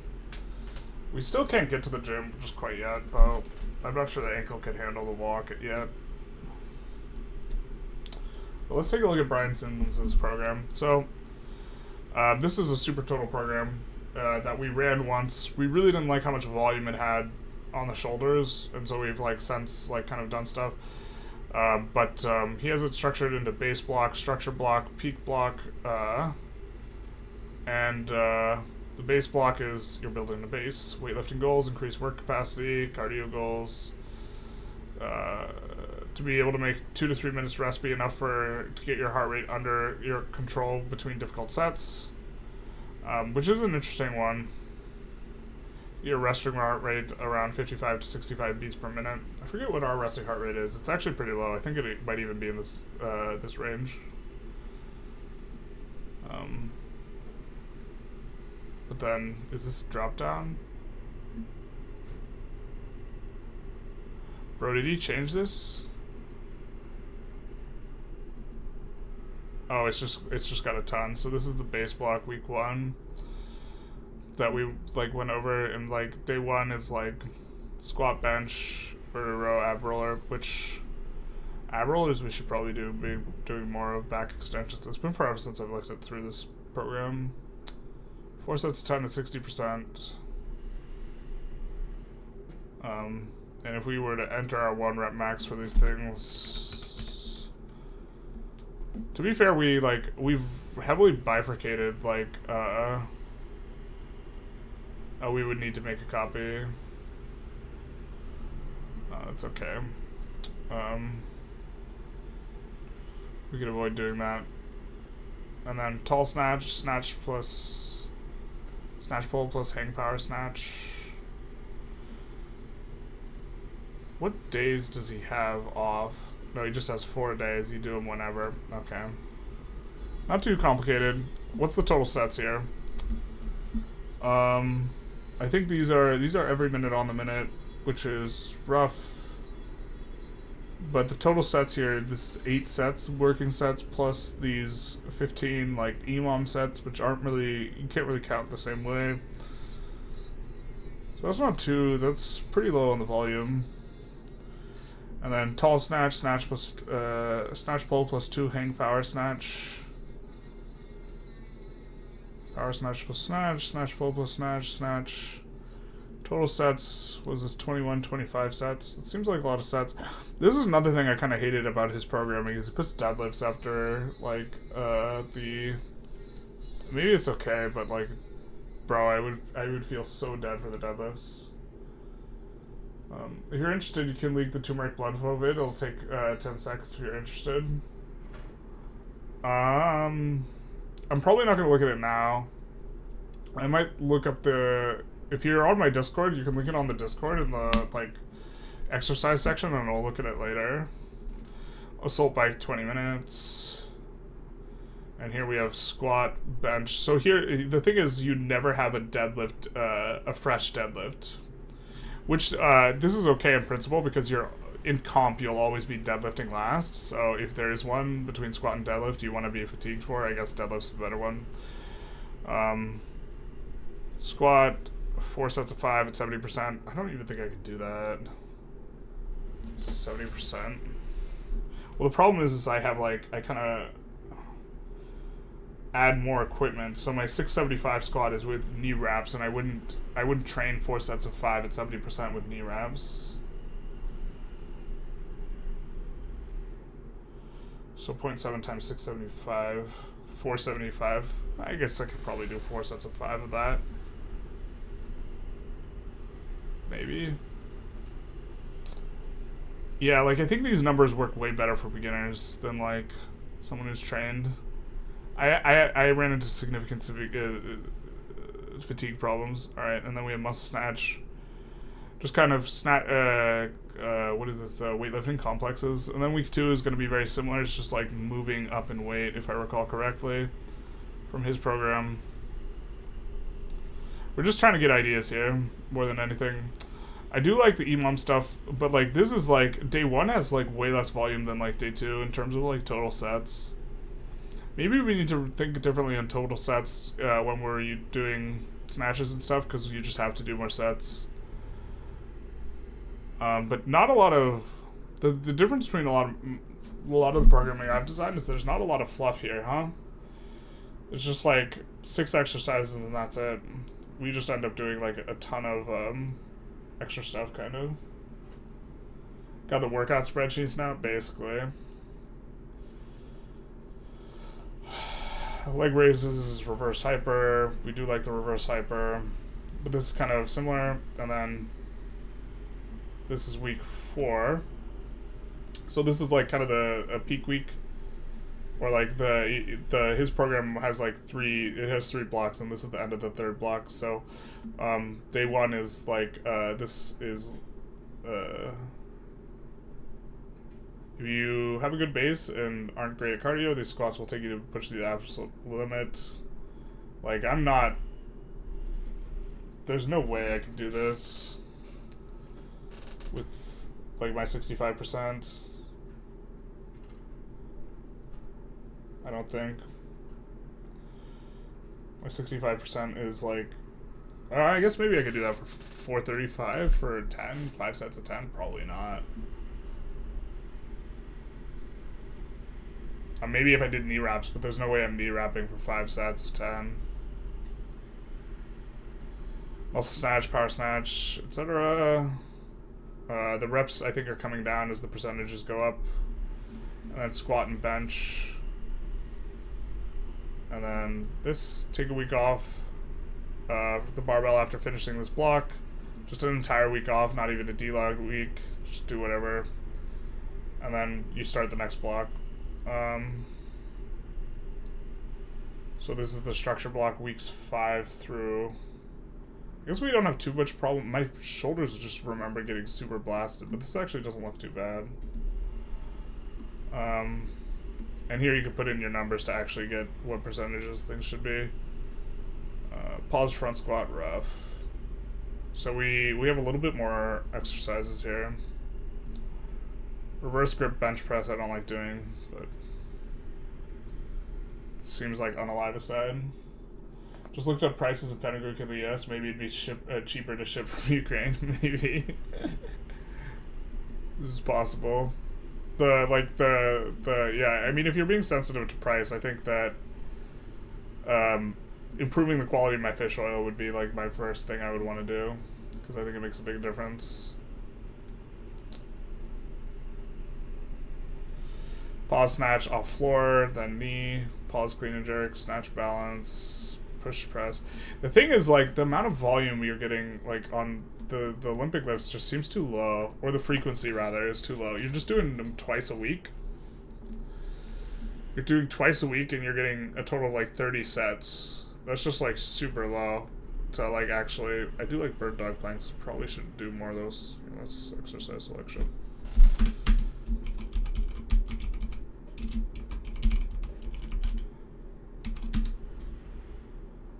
We probably need to...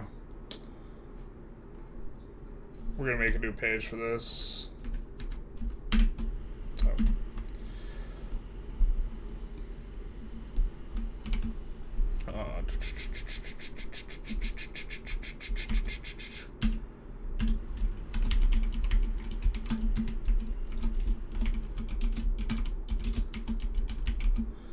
Gonna make sure we get those in there.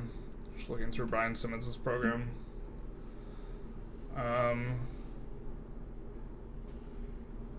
So we do like those. Also, we're gonna probably be doing heavy kettlebell swings at home, but now we're starting to get like a lot more volume. That's like the thing I don't like about his program is like, bro, it starts out more exercise specific and then gets less exercise specific, and like you should be doing more of your GPP, your like general fitness prep, which like kettlebell swings are, in like the preparatory phase, and you should gradually get more specific. So you should move away. You should move towards only doing the specific exercise that you've done before. And this, like, I don't like this progression, because now we're adding, yeah. But we have kettlebell swings and step-ups. We use R and reps and reserve system, which I kind of don't like. I prefer RPE, but whatever. Especially heavy kettlebell swings, bro. You can, like, swing for, like, forever. So 2 to 3 reps in reserve, like, I don't know. We would just be at it all day. Yeah, like 15 reps. We could probably take our freaking 44 kettlebell for 15 reps. But bench, dumbbell bench, this is less exercise specific than the previous block. The previous block was just squat and bench. Now we're getting less specificity. Your specificity should be going up as your program continues, but the thing is there's like no Supertotal programs. Okay, we have power snatch with a little bit higher percentage, power clean and jerk. These are at least getting a little bit more specific as we go on. So we have week 6, squat, front squat. Do like ourselves some skull crushers. I'm not sure if there's a method to the madness in terms of what accessory he has on a lot of these.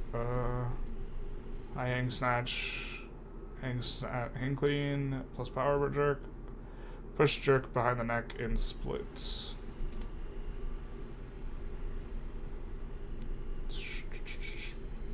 Five reps is a lot for training that. Push press. So here's the thing: is like going from bench, right, day into like all these jerks and presses, into like bench again. Yeah. So this is like when you have this super like I guess these are also jerks, but like doing a lot of push presses or any types of presses combined with like benching, it's just like I remember my shoulders felt super blasted and then I got injured on this program.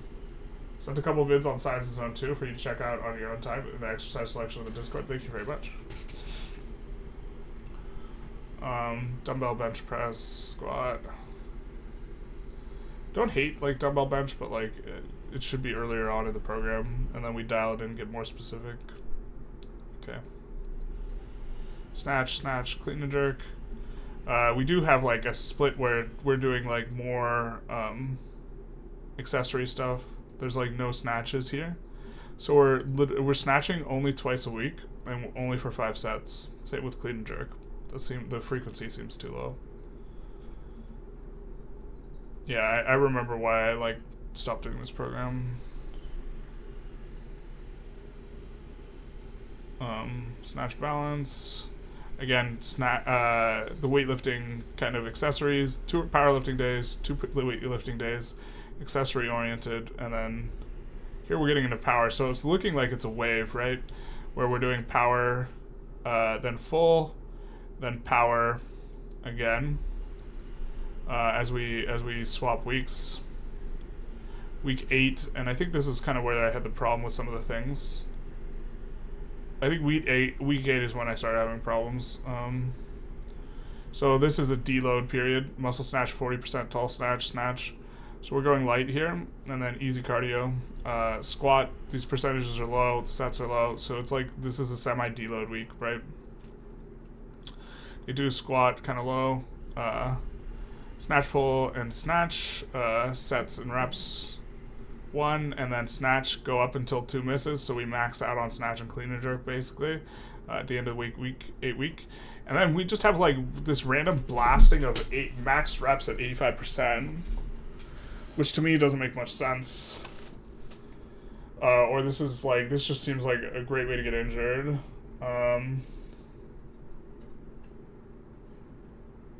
So it's it's going to failure, but wow, someone else is in here looking at this.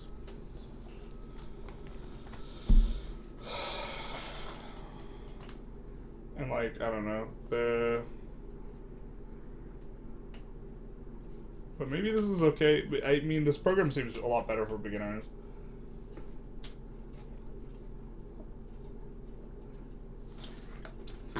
So maybe but what I remember is whenever I hit on week 8 and it adjusted my max, I got absolutely wrecked on week 9, I think, if I recall correctly, when I've done this before. Because the percentages keep going up, so it's just like the intensity band that you increase going into week 9 after doing a really high intensity band, because you're doing, this is high intensity here, just kicks you in the nuts. So we have, again, kind of the snatch or the complex day. We have the day 1 squat and day 3 squat. Looks like sets rep schemes are kind of, we're squatting first versus benching first, which is okay, but you're always going to bench after you squat normally. So I would probably prefer squat first all the time, or in comp. 3 sets of 6, 2 sets of 10. So this is volume day, and then this is kind of heavier day or heavier thing. 3 sets of 5 at 78%. I mean, this is kind of, how much volume is this? I don't know why it's 3 plus sets, but okay. So 6, 9, 11, 15, 18. 18 sets, and then these are supposed to be supersetted. So 21 sets to 24 sets, depending on how you want to count it.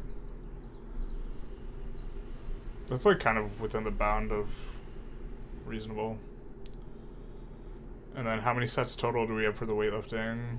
7, 10, 12, 18, 20. So it went from having a lot more sets to having less sets than the powerlifting.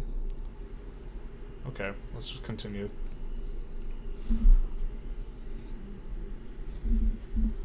This looked like Shiko Universal, 4 days a week, 20 set per workout.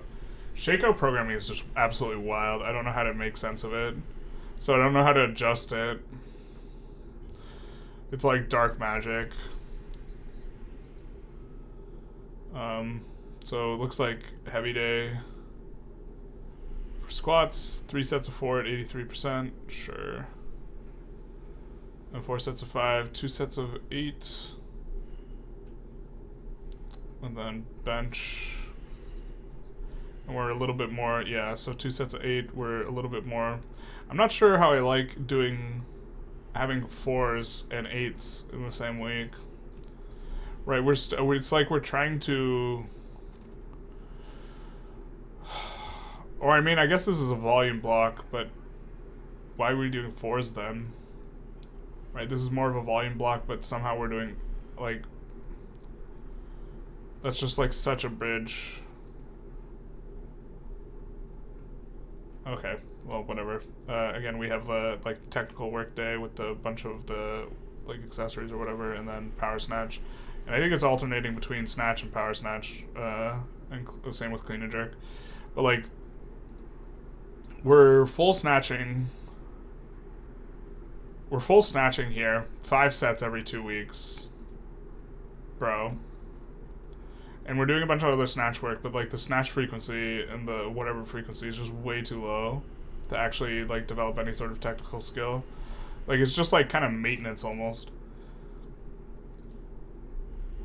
Or I mean, like this is kind of how I feel about it. So then now we have 3 sets of 3, but then we're also doing what are we doing over here? We're doing 2 sets of 8 again. 4 sets of 5. I mean, I guess it's just 2 sets of 8. I don't know what the 2 plus is.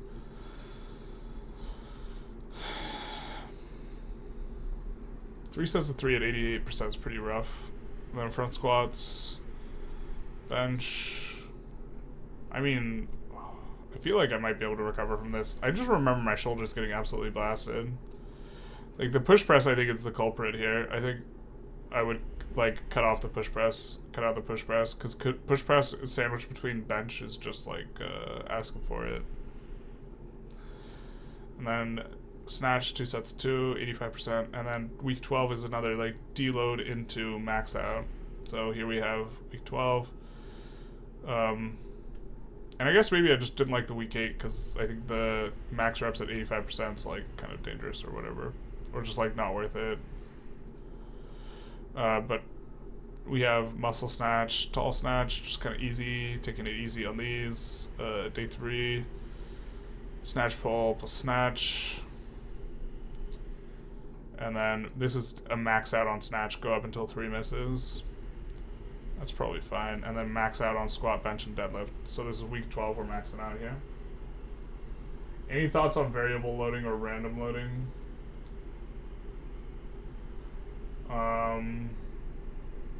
I'd have to look up exactly what variable loading means. I've heard it before. I don't know what random loading means though.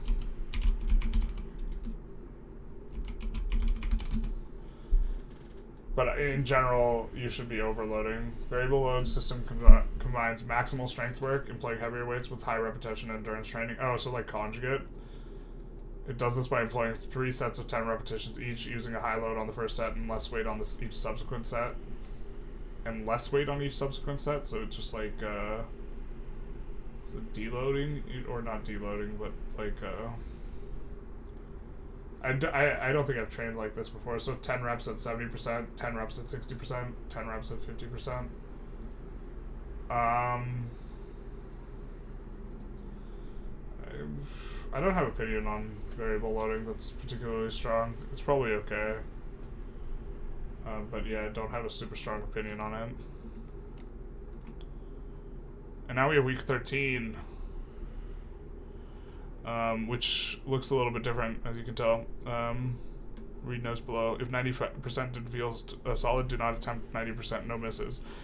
So we're not going to miss anymore, but here we have snatches. And now we're starting to snatch and clean and jerk, I think. Yeah. So now we're starting to snatch and clean and jerk twice a week. So maybe this is okay. Just feels like we're not snatching and clean and jerking a lot in the first 12 weeks. Maybe that's fine, though. Maybe we'll actually run this program when we come back, because I think this is good for beginners. I think we'll kind of feel like a beginner. I think we'll just use 70 or 80% of our maxes for our starting maxes, and maybe we run this. To be honest, I don't hate it. I also don't... Well, actually, I kind of hate it because we're not doing any of the Oddlifts off the one arm. So, like, I don't know. If we add those on top, our shoulders won't be able to handle that. That's, like, too much. Because this already was wrecking our shoulders.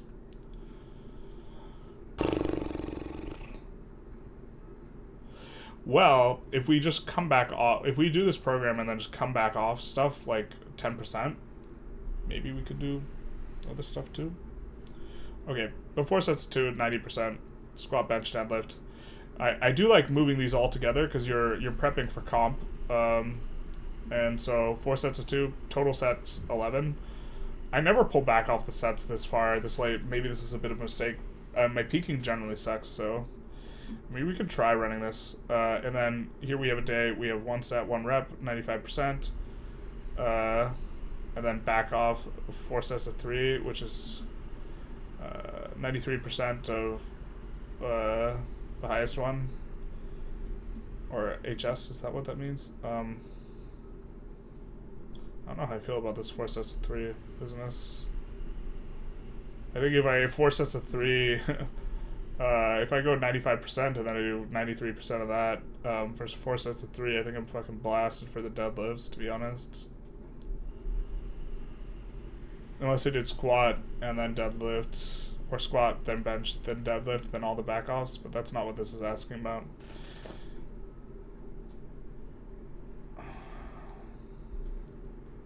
Up to 95% though, can be lower. If 90% didn't feel solid, do not attempt 95%. Okay.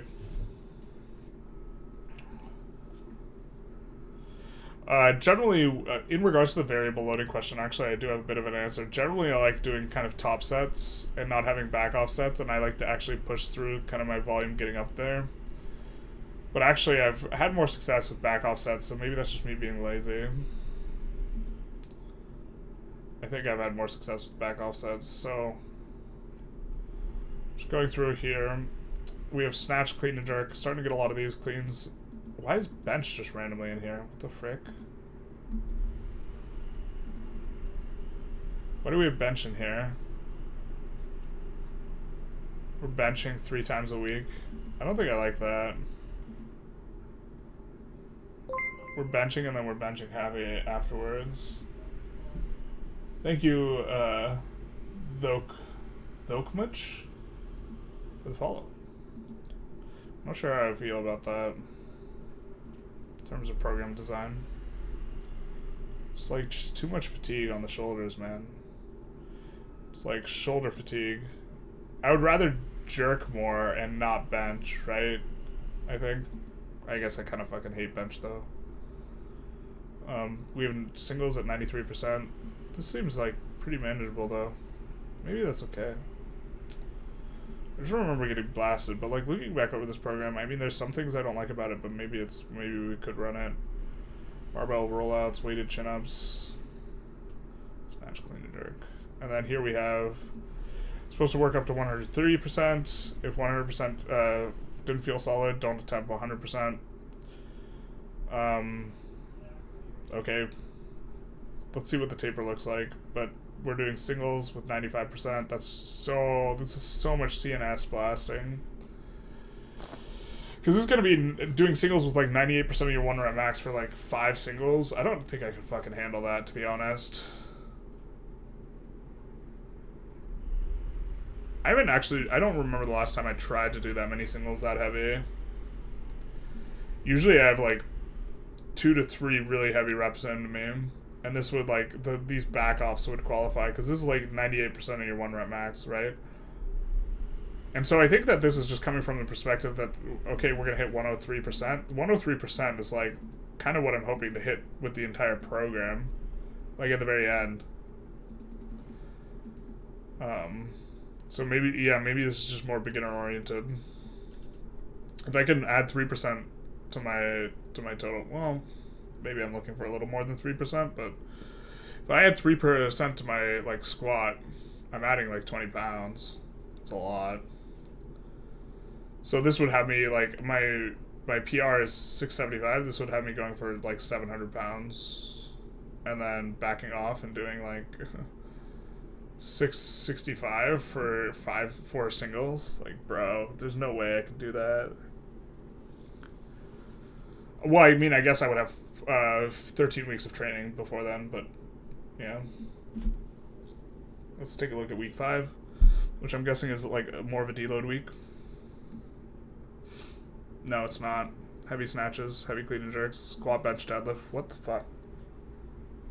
Oh, I guess you're trying to accustom yourself to a single day Supertotal meet. We're doing the entire shebang: squat, clean and jerks, squat, bench, deadlift, 90%, just singles across.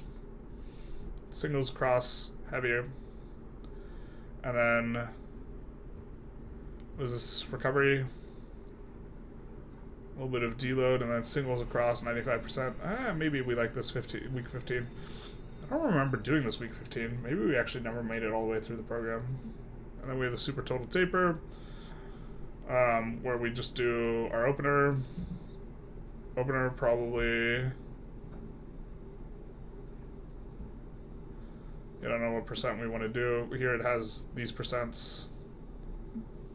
And then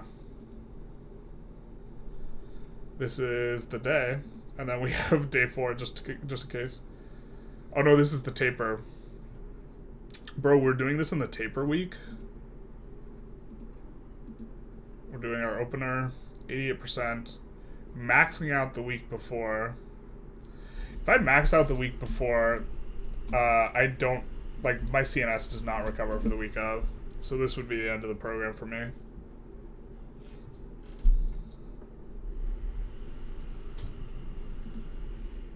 And then here's the final week. We are doing our opener. And then this looks pretty light. Day 3, rest. And then 3 attempts. Supertotal day. I'm not sure how well I would respond to this. But maybe we're just so much weaker right now than we were like 3-4 months ago that we could actually run a program like this. But the thing is I want to do bench press and the other stuff. To be fair, we could train a lot of the forearm stuff and do something like this. So maybe we could do something like that. This is the program that ran like most successfully.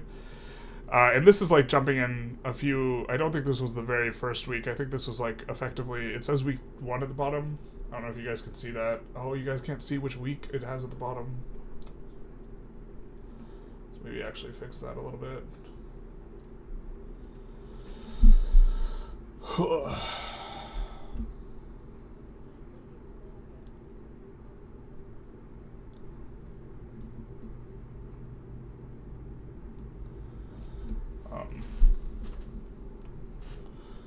This is the program I run when I got the absolute strongest in terms of ratio, but not the strongest in terms of overall. But I did cut a few things for volume, but like you look, it's just way more sets, actually. Where we have snatch every minute on the minute, kind of early. Then one arm snatches. So this is 14, 18 sets depending on how you want to count it. And then clean pulls and snatch high pulls. Oh wait, snatch and clean and jerk. Yep. And then one arm pulls. And then Skwaaats press, box jumps. I wanted to incorporate more plyo. This Brian Simmons' program did not have like a lot of well, I guess so. Like if we look at week 1 in that in his program.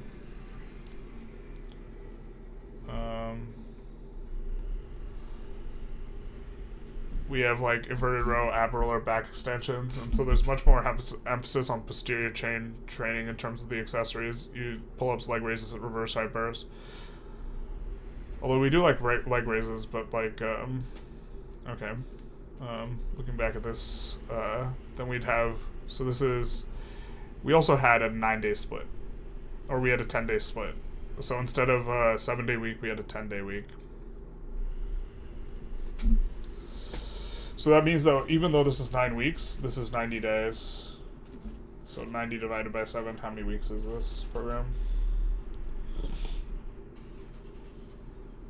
Yeah, so this is a 13-week program. So similar, a little bit shorter.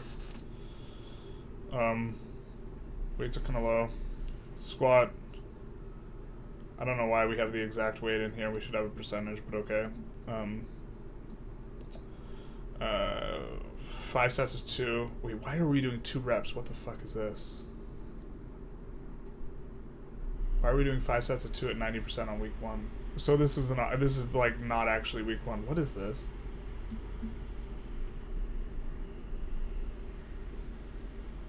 Oh, is this where I tried to undulate up and then back down? I don't remember this program. This is wild. This doesn't make sense. I just remember being successful in this program, but like, okay. This is also a ton of volume. Was my thought process that I should just like... Oh, I think I just wanted to cook a whole bunch of sets. This is a ton of different sets, right? Kind of. Doesn't make too much sense, to be honest. I kind of don't like this program. We might use this as a template, but for making another program, maybe designing a program, maybe we need to digest kind of all this review and this type of thing. We do like the bench shrug.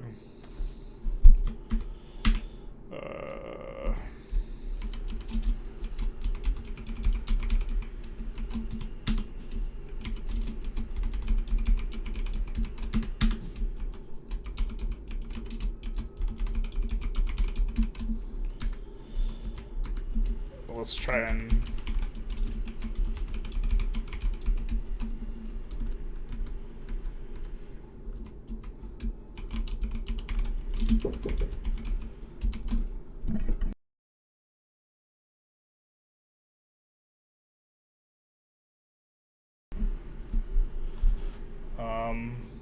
so we do something like this, and we wanted to put bench shrug.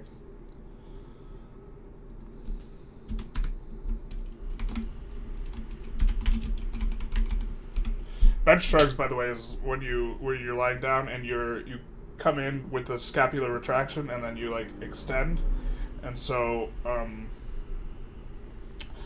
this one is actually like pretty important because the overall shoulder being free and being able to lock it back and all this type of stuff is actually hugely important for like some of the odd lifts as well, and so we want to make sure we get this in. Technically, we think of it as like a powerlifting accessory, but this is also an odd lift accessory. We're going to also put in lat pull-down shrugs. But you could shrug the shoulder any direction, right? And so like a lat pull-down shrug, you're at an extension position here, and then you retract the shoulder blades, and it's about your ability to like lock it back in.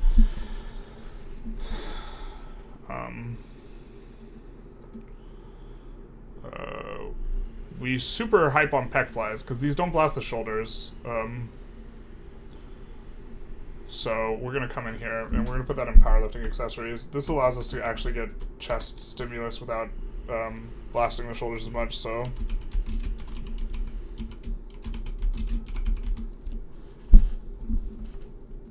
yeah, I don't think we're gonna design an entire program like this at this point, but I think we want to kind of try and figure out some exercise selection. Dumbbell windmills. Windmills are super important for the obliques. We also like bifurcated low bar versus high bar squats. I don't know how we feel about that anymore. To be honest, like I think my low bar squat might not even be that much heavier than my high bar squat anymore. We have it in here for a couple sets, a couple reps. Requires changing shoes, but so the bent press we want to do in the other shoes anyways. So day 1 was Oli day. Day 2 is squat and squat bench bent press. Day 3 is rest. Day 4 is snatch. It's kind of like the technical work day where we have several different accessories. Kind of a lot more sets, right? And then we have this plyo at the end. And maybe this plyo is excessive. I don't think it is. We can't do too many impacts because we're really heavy, but I think it's fine.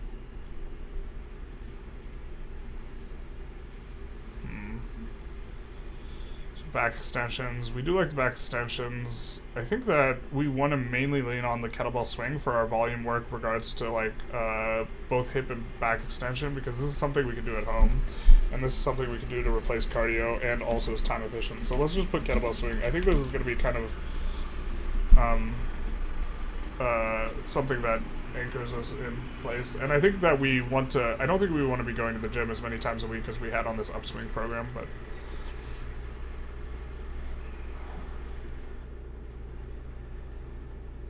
jump squats. Day 5, front squat, snatch balance. What the hell is this day? Oh, we had okay, so we have I'm trying to figure out what the day's structuring is. Weightlifting, squat day, weightlifting variation day. The front squat is the easier, like, slow day. And no, but we have a bunch more technical work that's for weightlifting as well. And then we have another weightlifting day. So every 10 days we are having 1, 2, 3. We have 3 days every 10 days instead of 2 days every 7 days. So it's slightly more higher frequency than the Brian Simmons program. 2 rest days at the end. So snatch and clean and jerk. So we're snatching and clean and jerk twice every 10 days instead of once every 7 with the actual full lift. And then 1 arm snatch, bent rows. Bent rows are maybe junk volume, maybe not. And then we have some plyo. I mean, I do like the plyo, I think. The problem is we're actually, like, really not fresh for the plyo, so early weeks we should probably be doing the plyo first, and then as we get to the late weeks we probably should drop the plyo. Okay. And then we have deadlift day, which I mean, like, a lot of times, like, the deadlift day kind of really suffered. We were, like, really fatigued trying to get to these 8, 9, and 10 rest days. Deadlift shrugs, RDLs, bench shrug, pec flies, decline pec flies, lower body squats, bent press. It's, like, wild that bent press this late, but I mean, we were really successful with this program, but then it's just kind of going to be, we're going to be increasing the weight, the exercise selections, almost, it's going to be, like, exactly the same. We're just increasing weight, decreasing reps. Or are we? So squat, here, let's take a look. Yeah, this is the weird undulation thing that we did before. So we started with 5 sets of 2. Then week 2, we go 5 sets of 4. Which, like, I mean, we're increasing volume by increasing reps. But this was, like, a weird undulation program. We're also, like, the exercise selection is going to get a little bit different on this day, which was, like, the weightlifting technical work, and the exercise selection is going to change on all the plyo, but overall it's not going to otherwise change, if I recall my program correctly.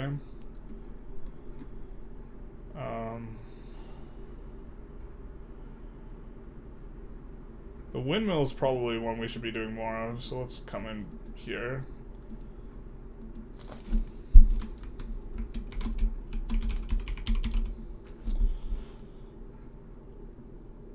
And then bird dog planks we already have in there. So let's see week 3. I just, like, oh wow. So we're actually increasing the sets here. 7 sets. What was week 1? 7 sets. 7 sets. And then week 3 we go 10 sets, but it's a little bit lighter. Okay, so we're still increasing in volume is the idea here. And now, like, oh man, do we have more? We have more exercises here. We have squats. Oh, we added squats with reps, and now we're approaching. We're up more reps again. So yeah, this is just a huge increase in volume. This is the idea of week 1, or the phase 1, which is 3 weeks, which is 30 days. Which is the same as kind of like a 4-week block with, like, a normal 7-day weeks, because we're running 10-day weeks here.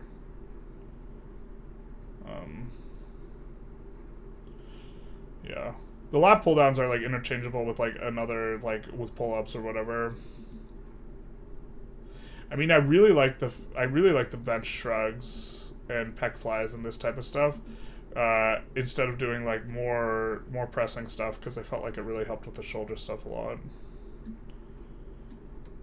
Tall snatch. Maybe we run this one back instead of the Brian Simmons one. I mean, this was the most successful program we've ever run, or we had, like, the biggest gains on this. Tall snatch plus overhead squat, 3 times pause snatch, tall clean plus jerk.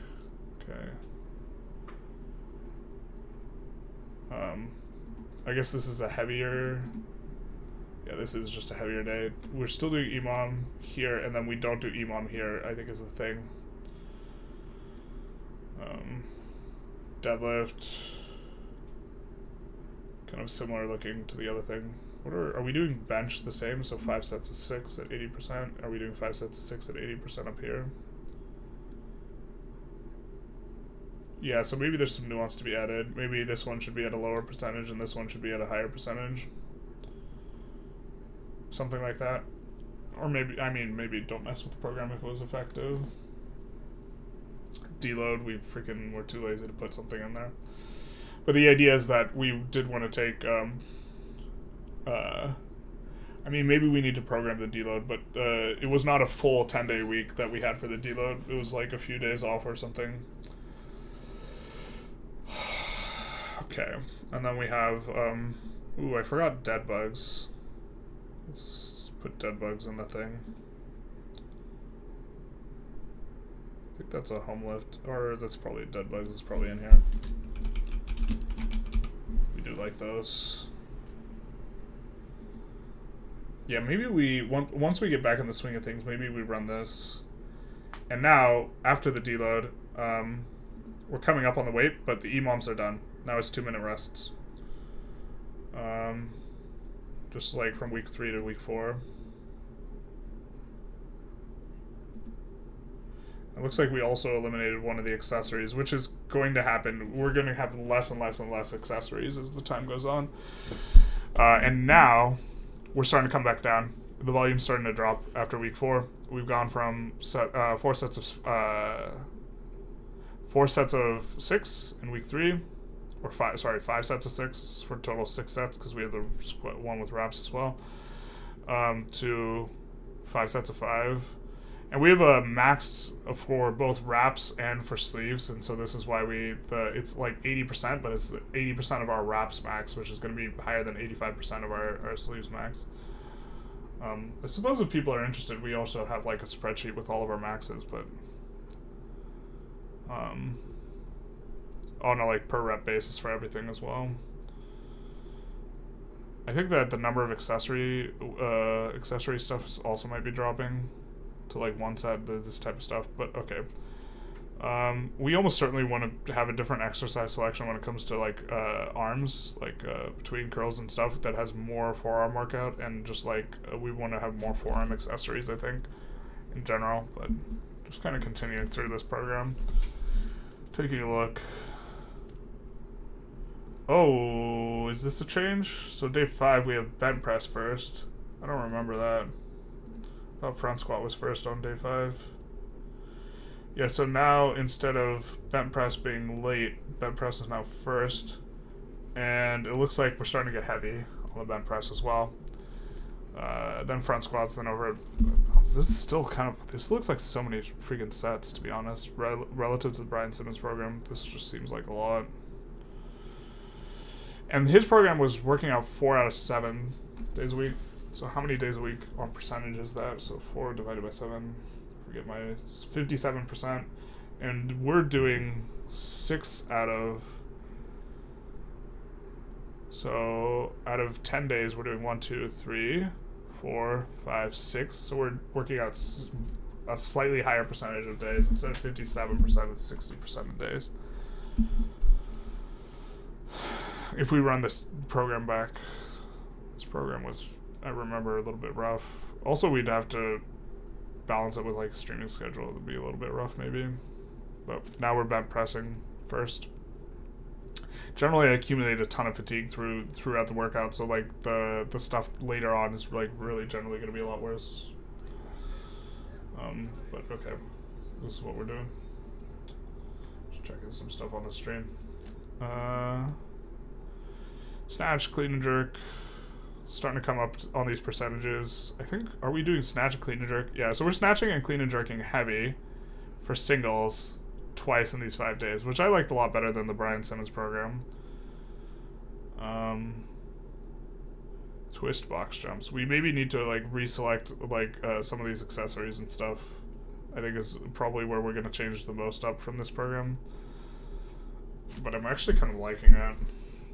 So for weeks 1 through 3 were wild, with the freaking starting off with the doubles on the squat and moving up. Maybe that's like not, maybe that's a mistake, but it's probably a mistake.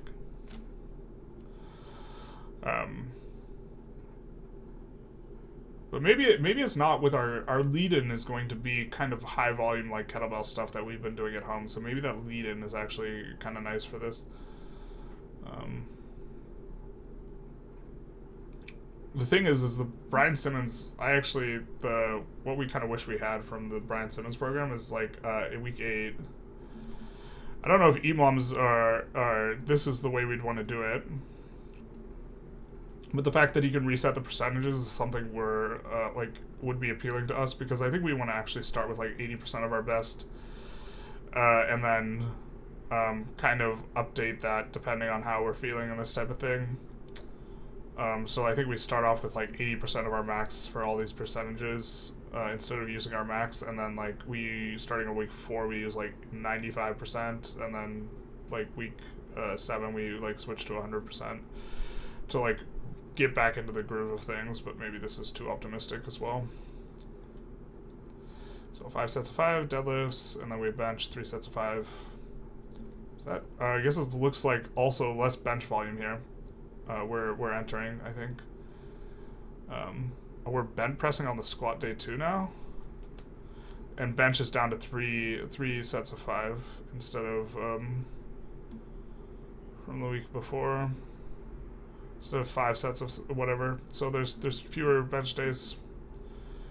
I think that the idea was that we are starting to focus more on the bench press and the one-arm snatch, and can't be doing the other stuff. I think that one of the problems is we don't have a one-arm snatch day. Now we're doing one-arm snatch first on these days. Okay, yeah, this too. Wow. I remember this program just like working so well. We were like really thought through a lot of stuff when we were designing it. The thing is, I just think it's overall too much volume. Like, we wouldn't necessarily do all of our accessories. So, 4 sets of 5. Sets of 5 again, it looks like, on the squat. So we're not coming down in the sets, but it looks like we're going from 85%, 80% to 88%, 88%, 88%, 88%. So, pretty big jump on the 1 set of 5 on the reps.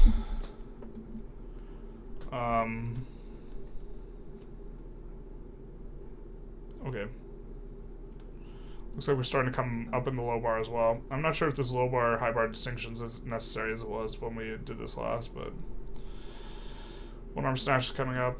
Yeah, just everything's coming up a little bit. Let's go week 6.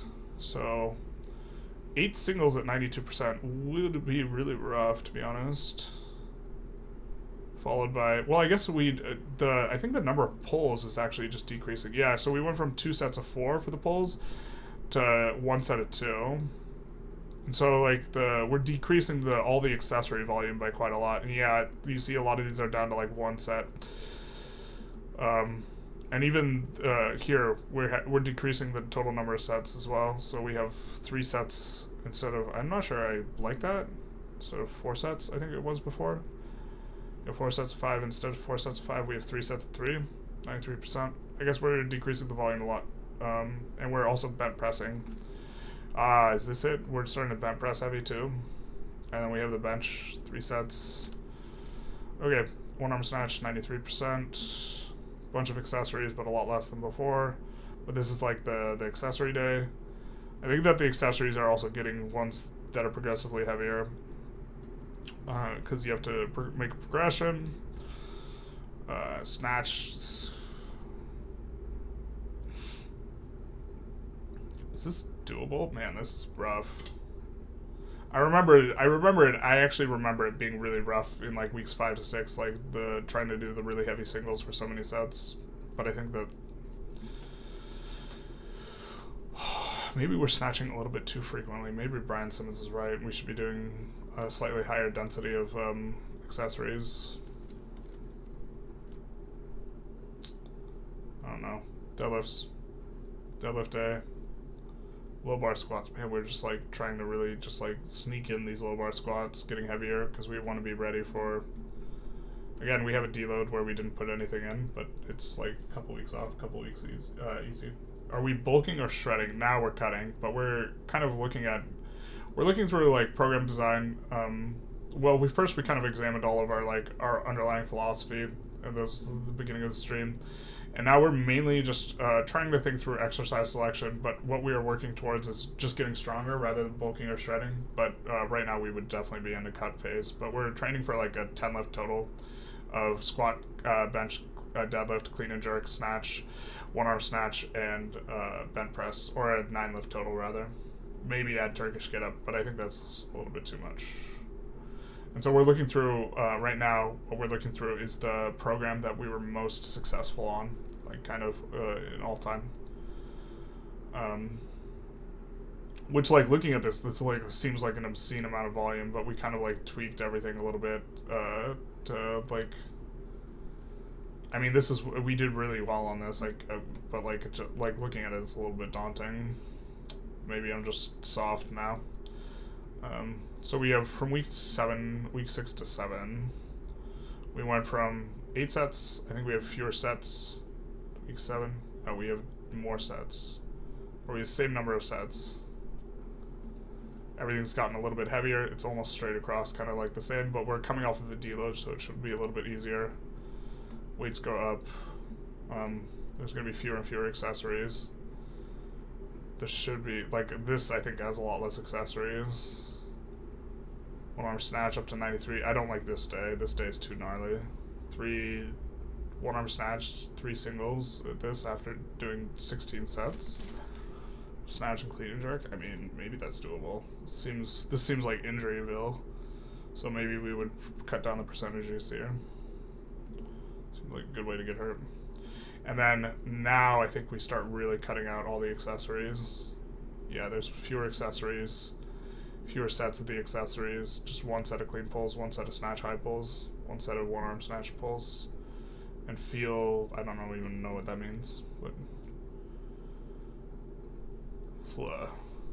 this is still like, I mean, it's just a lot of singles, I guess. Maybe this is fine. And then now, probably could cut out the dumbbell windmills, to be honest, but it's just all one arm snatch, hang power, snatch pull plus snatch, hang power, clean pull plus clean. It's kind of coming to being like all primary exercises. Bench press with 100% before jerk with 100% plus, and snatch balance with 100%. There's no way. I don't like this. Bench press. I thought it said bench press. 5 each. I don't know how I feel about this day. This day seems like a little bit much. That seems pretty extra. Coming off of this day. Just the next day we're just like doing this. Bro, my shoulders. Alright, snatch, clean and jerk. We're going for new maxes. Slightly up.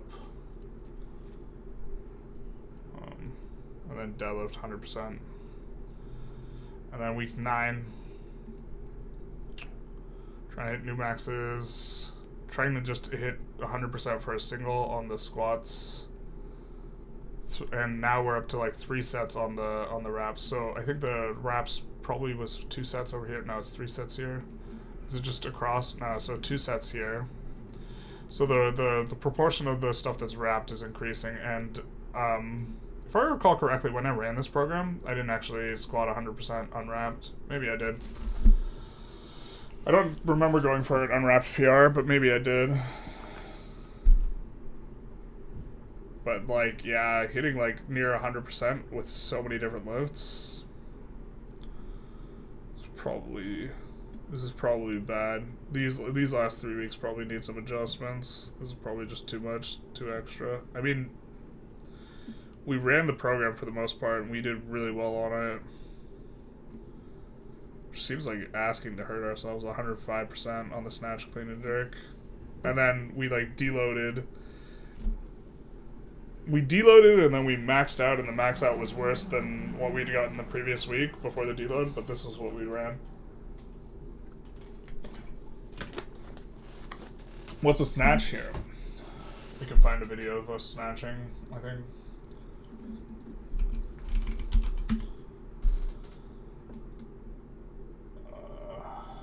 It's been a hot minute since we've published a snatch video. We have a bunch of one-arm snatch videos. So, but here's a video of us snatching. So it's off the ground above the head in one movement. So we could run it back. This is snatching 93 kilos, 205 pounds.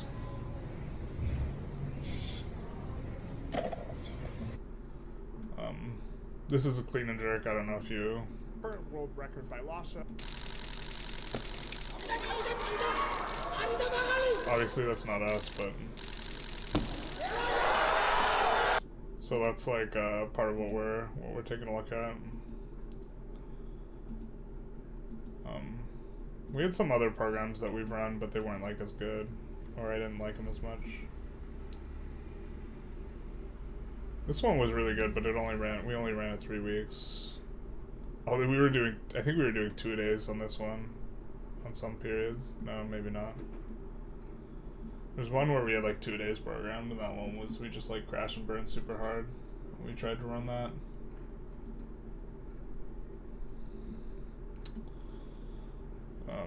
So let's think through exercise selection in terms of, okay, we have the main lifts. So let's just put the main lifts up here, to be honest. Squat, bench, deadlift.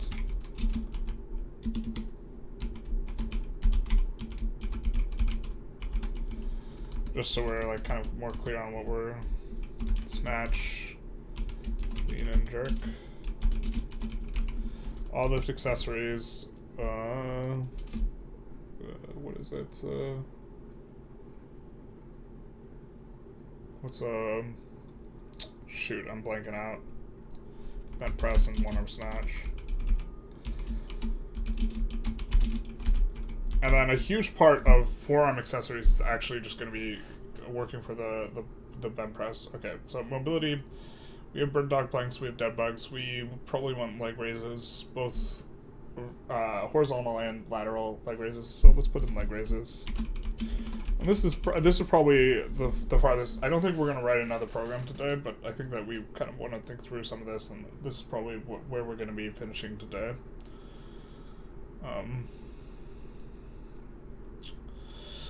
We have bird dog planks, dead bugs, leg raises.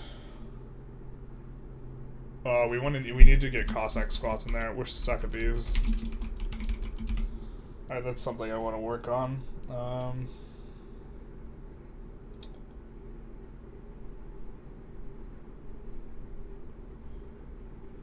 Alright. Accessories specifically for squat, bench, and deadlift. We really do like this and the shrugs. And to be honest, I'm not sure how bad we want to be like really pushing accessories. I do like one leg RDL. But I think that we probably pull back a lot on accessories. But the one-legged RDL is pretty good because I think it has better carryover to the one-legged arm lifts and stuff like this. Are we streaming Vic today? Probably not. I thought about streaming updating the spreadsheet, but I don't know. We have several hours of Vic 3 like stuff streamed, and there are VODs for it. And I want to make notes for other stuff and work on other stuff. So this is probably going to be the stream for today. Which is obviously a lot different than what everyone's used to. Shout out to you guys. I think it's mostly Twitch in here. I think we have a couple, let's see what we have. We got a couple viewers from the YouTube. And we got 5 people from the Twitch, 4 people from the Twitch. But this was a little bit more experimental. Weightlifting accessories on snatch, clean, and jerk. I mean, these are just a whole bunch of the things. I guess we would like really kind of want to do a lot more trappy, but this is good. This is just the like complexes. Well, actually, yeah, forearm mobility complexes. We have a few of these. We want to make sure we do them. Let's put them in there. Alright, so I think we want to do more windmills. I think we also want to do one arm overhead squats. A lot more. I think this is going to be like the anchor that we're kind of having most of our stuff on, but also asymmetric kettlebell squats. You enjoyed the stream? Cool to see your philosophy of exercise. Yeah, so like another thing is like we're trying to, that's loud. We're trying to like branch out a little bit more into the idea of being general, as well as like I think I've become overly focused on Vic, and this is like not consistent with my values, and it's because I get positive feedback for Vic. But I think we gotta do more in terms of like fulfilling our values rather than just external validation. So, and we like I'm gonna feel a lot better psychologically speaking if we start working out a lot more, and so we gotta like kind of pin this down. But so we need to do more of a lot of things, but we have like so we have 6 direction, 3 implement stuff with band, strap, and this doesn't necessarily make sense. Band, strap, and we'll do a little bit of an explanation sledge. Here, maybe we unpack this a little bit. Maybe.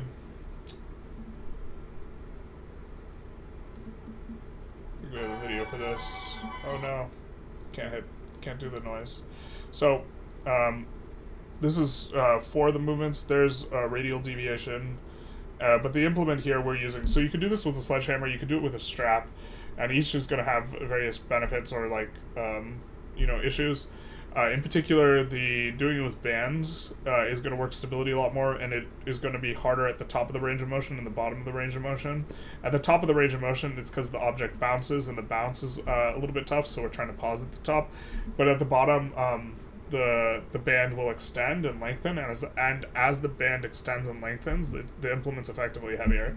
But you could also do this with a strap, which has no give, probably, which is going to be the most consistent. And then if you do it with a sledgehammer, actually the middle of the range of the motion, when the bar is or the sledge is parallel to the ground, is actually going to be when the weight is effectively the heaviest. And so when we're talking about this, we're talking about this is what we're referring to with the 6 direction 3 implement band strap sledge, which is that we're working on radial deviation, ulnar deviation, pronation, extension. We also need to do, I think that this is bottoms up work. We'll just actually type it up. We showed that a little bit earlier in the stream, but that's like being able to hold here. And so Keeley, this is actually 4x direction, because we didn't do flexion and extension here, right? We did radial deviation, ulnar deviation, flexion, or not flexion and extension, supination and pronation, right, with the banded stuff. Here, the main force you're fighting is flexion coming this way and extension, but it's purely instability. We're not actually, it's not an eccentric movement, right? It's a stability, like just stabilizing, so it's isometric. So I guess this is flexion, extension, isometric.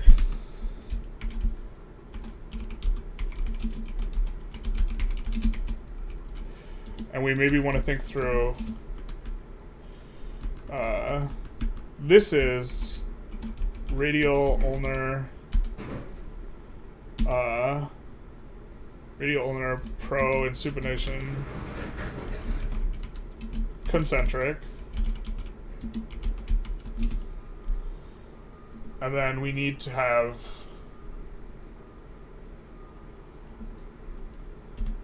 there's the Devon Larat.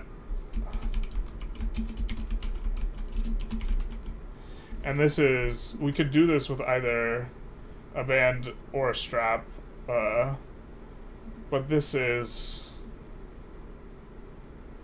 here, let's actually,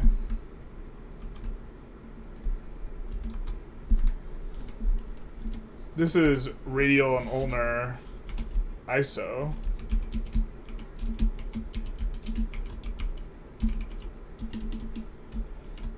And And then, so we need a pronation, or no, wait. No, it's pronation, supination iso.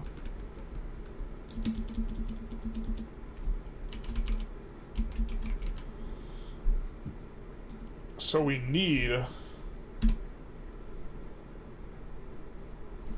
a radial and ulnar iso. And that's this. But we have that with javelin press.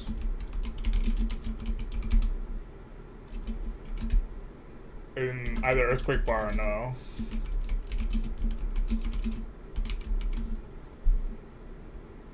So, and so now we have, now the only thing we're missing is flexion and extension, concentric, and that's forearm curls and reverse curls.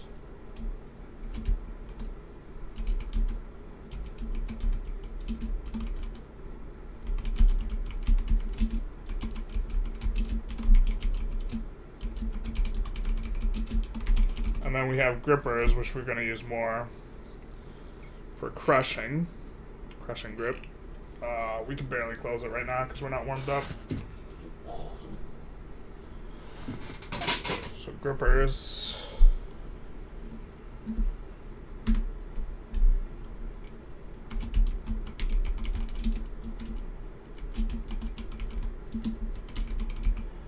To some extent, also the kettlebell is a nice implement because it works the forearm a lot. And then,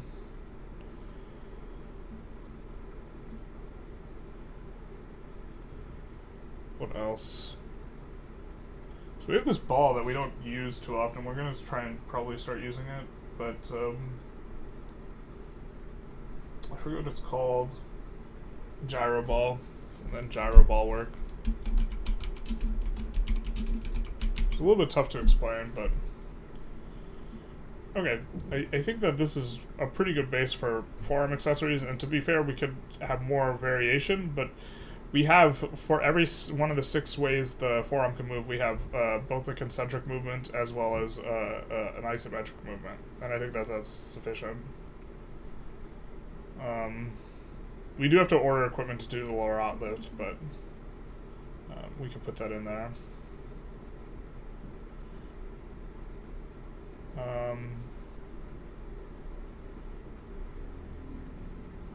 Is there anything we really need to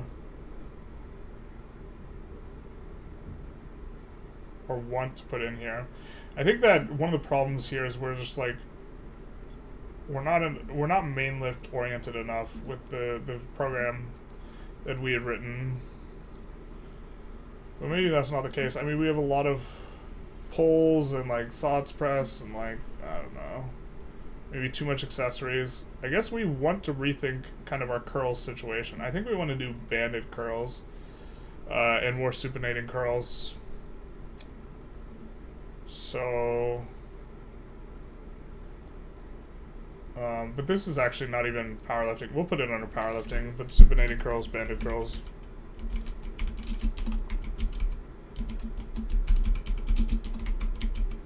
And then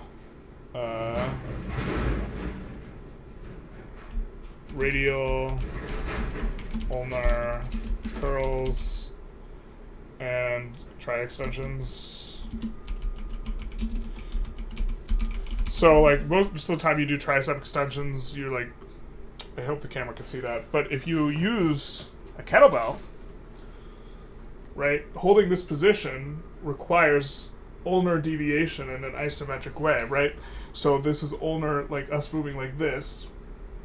And so if you do a tricep extension with this as your implement and you're, you know, you kick back and you like do your normal tricep extension, you're not hitting the triceps very hard, but you're blasting the shit out of the forearms.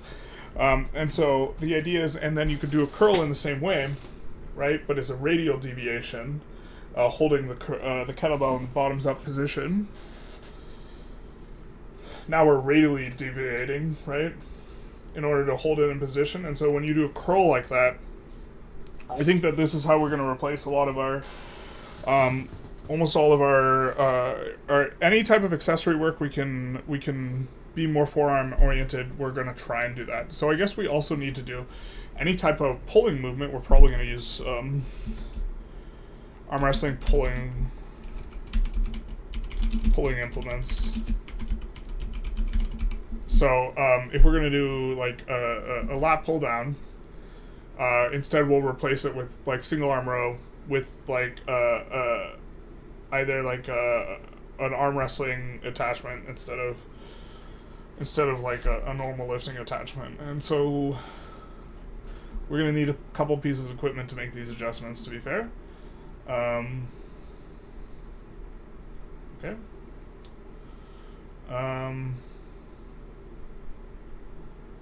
We have mobility complexes. We want to do a lot more overhead stuff, but that doesn't necessarily need to be varied. I think the one arm overhead squats is actually what we want to mainly be doing here.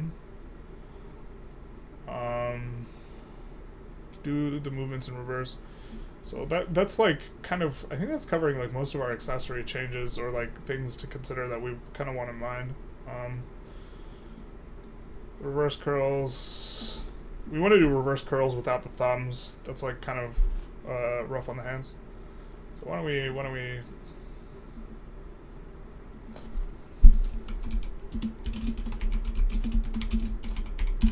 maybe do something like that.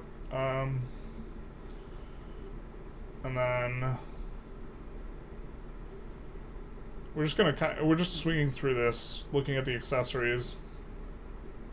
Yeah, so plyo's the kind of freaking. Maybe we just run back the plyo program. I think that we kind of had the plyo dialed in a little bit, so we don't hate the plyo.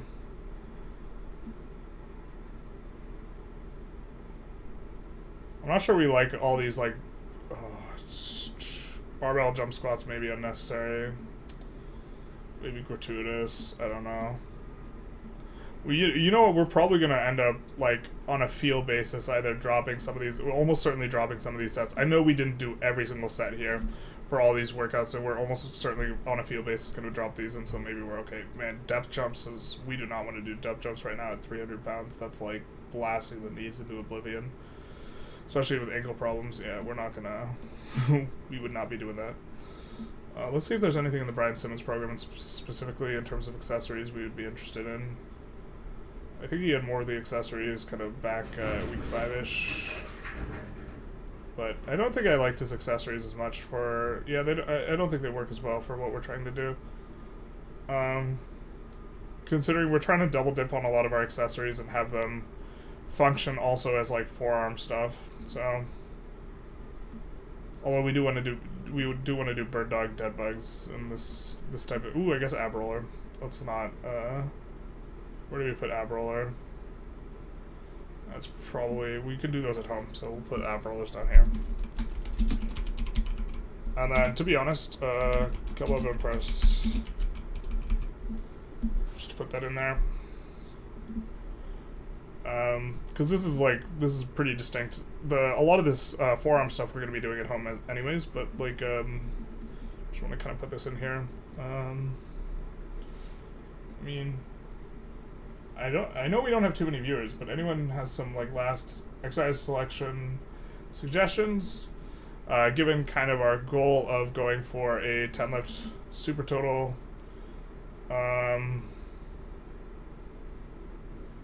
or a 10 lift Megatotal, Supertotal Plus, with a little bit of extra like kind of emphasis on the forearm stuff, because the forearm stuff will help for a transition to arm wrestling eventually, in addition to a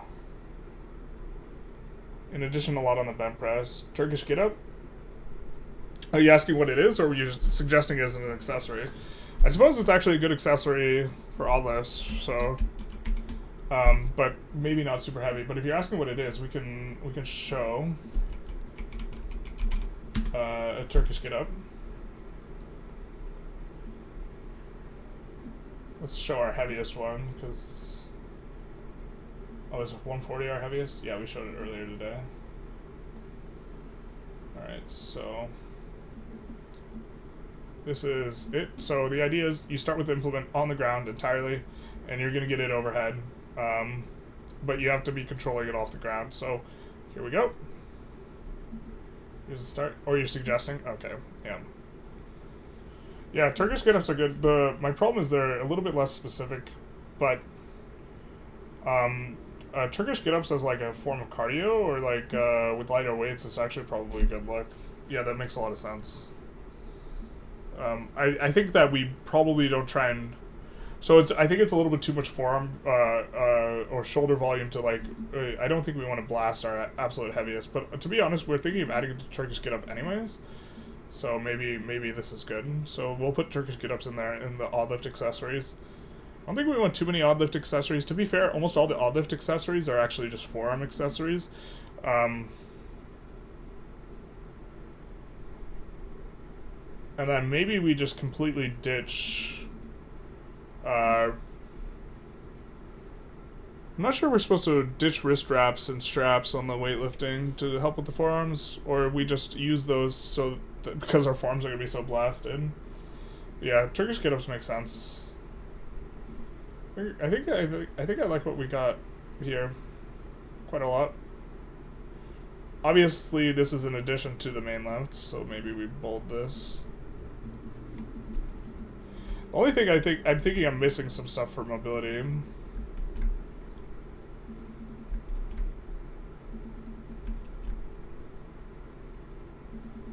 You could start doing balance board trading. This is not something we've ever really done too much of before.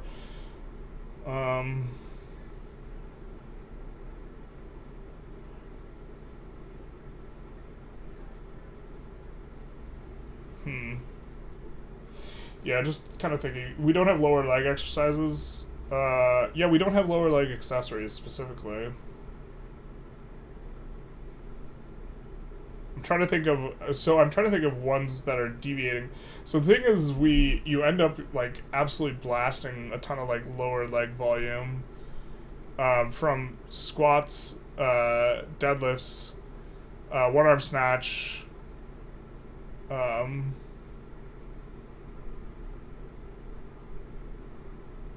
you know, and most of the stuff just by itself that it's not maybe necessary. But so we do have Cossack squats in here. In particular, I guess I'm like more curious about loading the hips asymmetrically, and I would want a good exercise for that. Also, our lower leg strength is where we are least deficient, but yeah, that makes... So maybe something though, because I mean Cossack squats are perfect for like asymmetrically loading, but we also have asymmetrically loaded kettlebell squats here, and overhead kettlebell overhead, the one arm overhead squats, and there's also a decent amount of leg work with like clean pulls and snatch balances and this type of stuff, which we're not including in here just because there's too many things to actually include in here, so we're just like wanting to emphasize stuff that we don't have access to, because it's like a snatch balance, for example, is like a squat overhead. Jerks are also like, there's a little bit of leg movement. You're also getting like the hip activation. Oh, knees over toes stuff.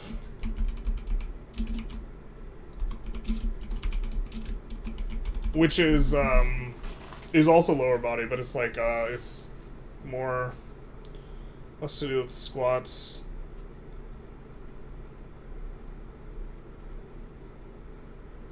I guess we want more rotational stuff.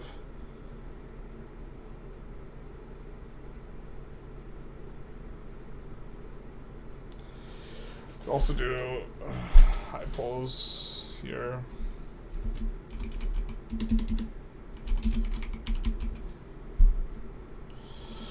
We're gonna put parentheses because we're not sure we want to do it. Judo drills, which is like more of a footwork thing.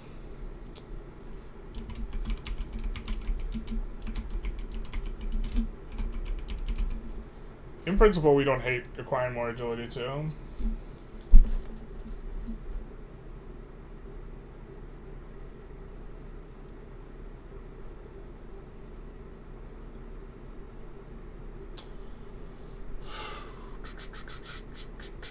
And to be fair, we also have to do the main lifts. It's not like we want to just completely dominate stuff with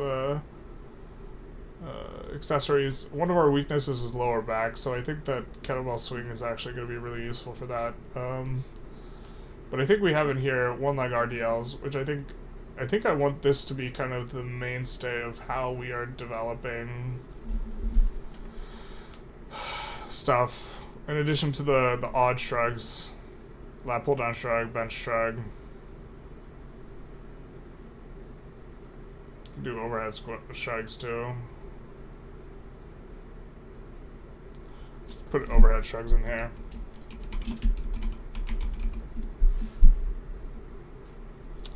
I think this is a good point though.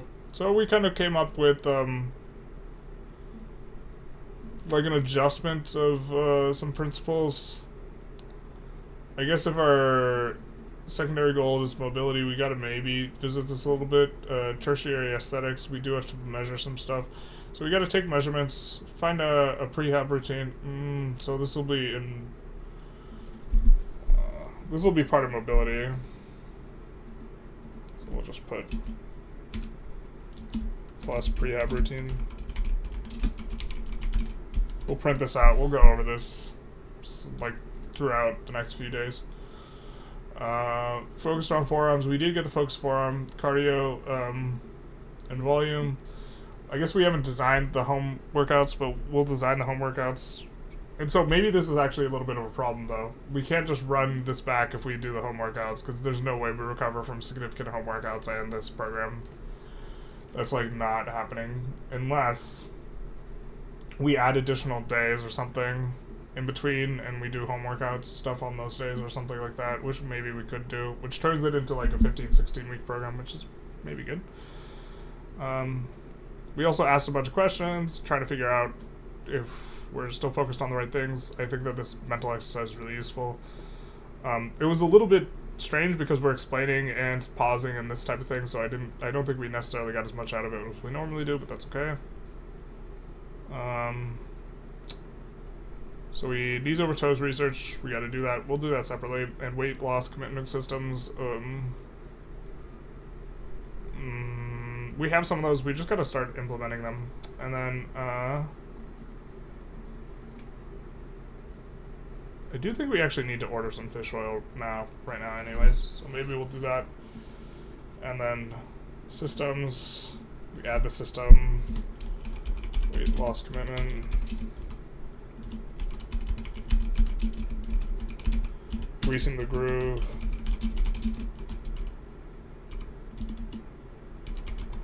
We want to be able to do, which is, I think that for bench press specifically, we've actually had a lot of success training bench press, but not actually training it directly, but instead training it, doing it super light at home, and then training just accessories for it, which I think maybe we don't run back, but this is something to reflect about. And I think that we should try and throughout the day be doing swings and bench presses with the 44 kilo kettlebell that we have. So yeah, I think we're gonna wrap it up. Thank you everyone who kind of tuned in. It was relatively a small crowd, but that's to be expected. This is something that's a little bit different than what we've normally been doing, but I think it's important. We're also trying to, I think that fundamentally the whole idea was generalizing from the start. We've become much more specialized in Victoria 3, and as an individual we're trying to balance things out a little bit more. And so kind of thinking through our underlying systems regarding working out, what's important to us, starting kind of a little bit of a ground up type of system. Although, I think there's a good chance we run back this workout system once I think we got another week or two at home trying to build up some work capacity, and then once we do that, maybe we can do this again. Having some ankle problems, so it's going to affect our ability to go to the gym. Also, what's going to affect our ability to go to the gym? The fact that we have to walking like 3+ miles. Not going to say exactly how far we walk, but it's over 3 miles. to get to the gym, doing this, doing something like this, and then walking back, that's friggin' exhausting when you're over 300 pounds. Because walking like an extended period when you're over 300 pounds is rough. So maybe this is like we're dreaming. Maybe if we finish this workout after walking 3 miles, we need to wake up and apologize. But we got some stuff. We got some plans. I hope you guys enjoyed. I think for do we want to raid anyone on Twitch? Oh, T90 streaming, low legends. Let's raid him. So this is going to be Age of Empires 2. So if you're here for the health and fitness and you're not here for the gaming, this is not going to be your thing. But this is Age of Empires 2, which I kind of follow a little bit, and I think we'll just outro the YouTube now. That way we can kind of be in the raid channel. Anyways, I hope you guys enjoyed. If you did, feel free to like, comment, subscribe, and we'll say goodbye to the YouTube people. Bye-bye now. And then the Twitch people we will send on the raid. Raid T.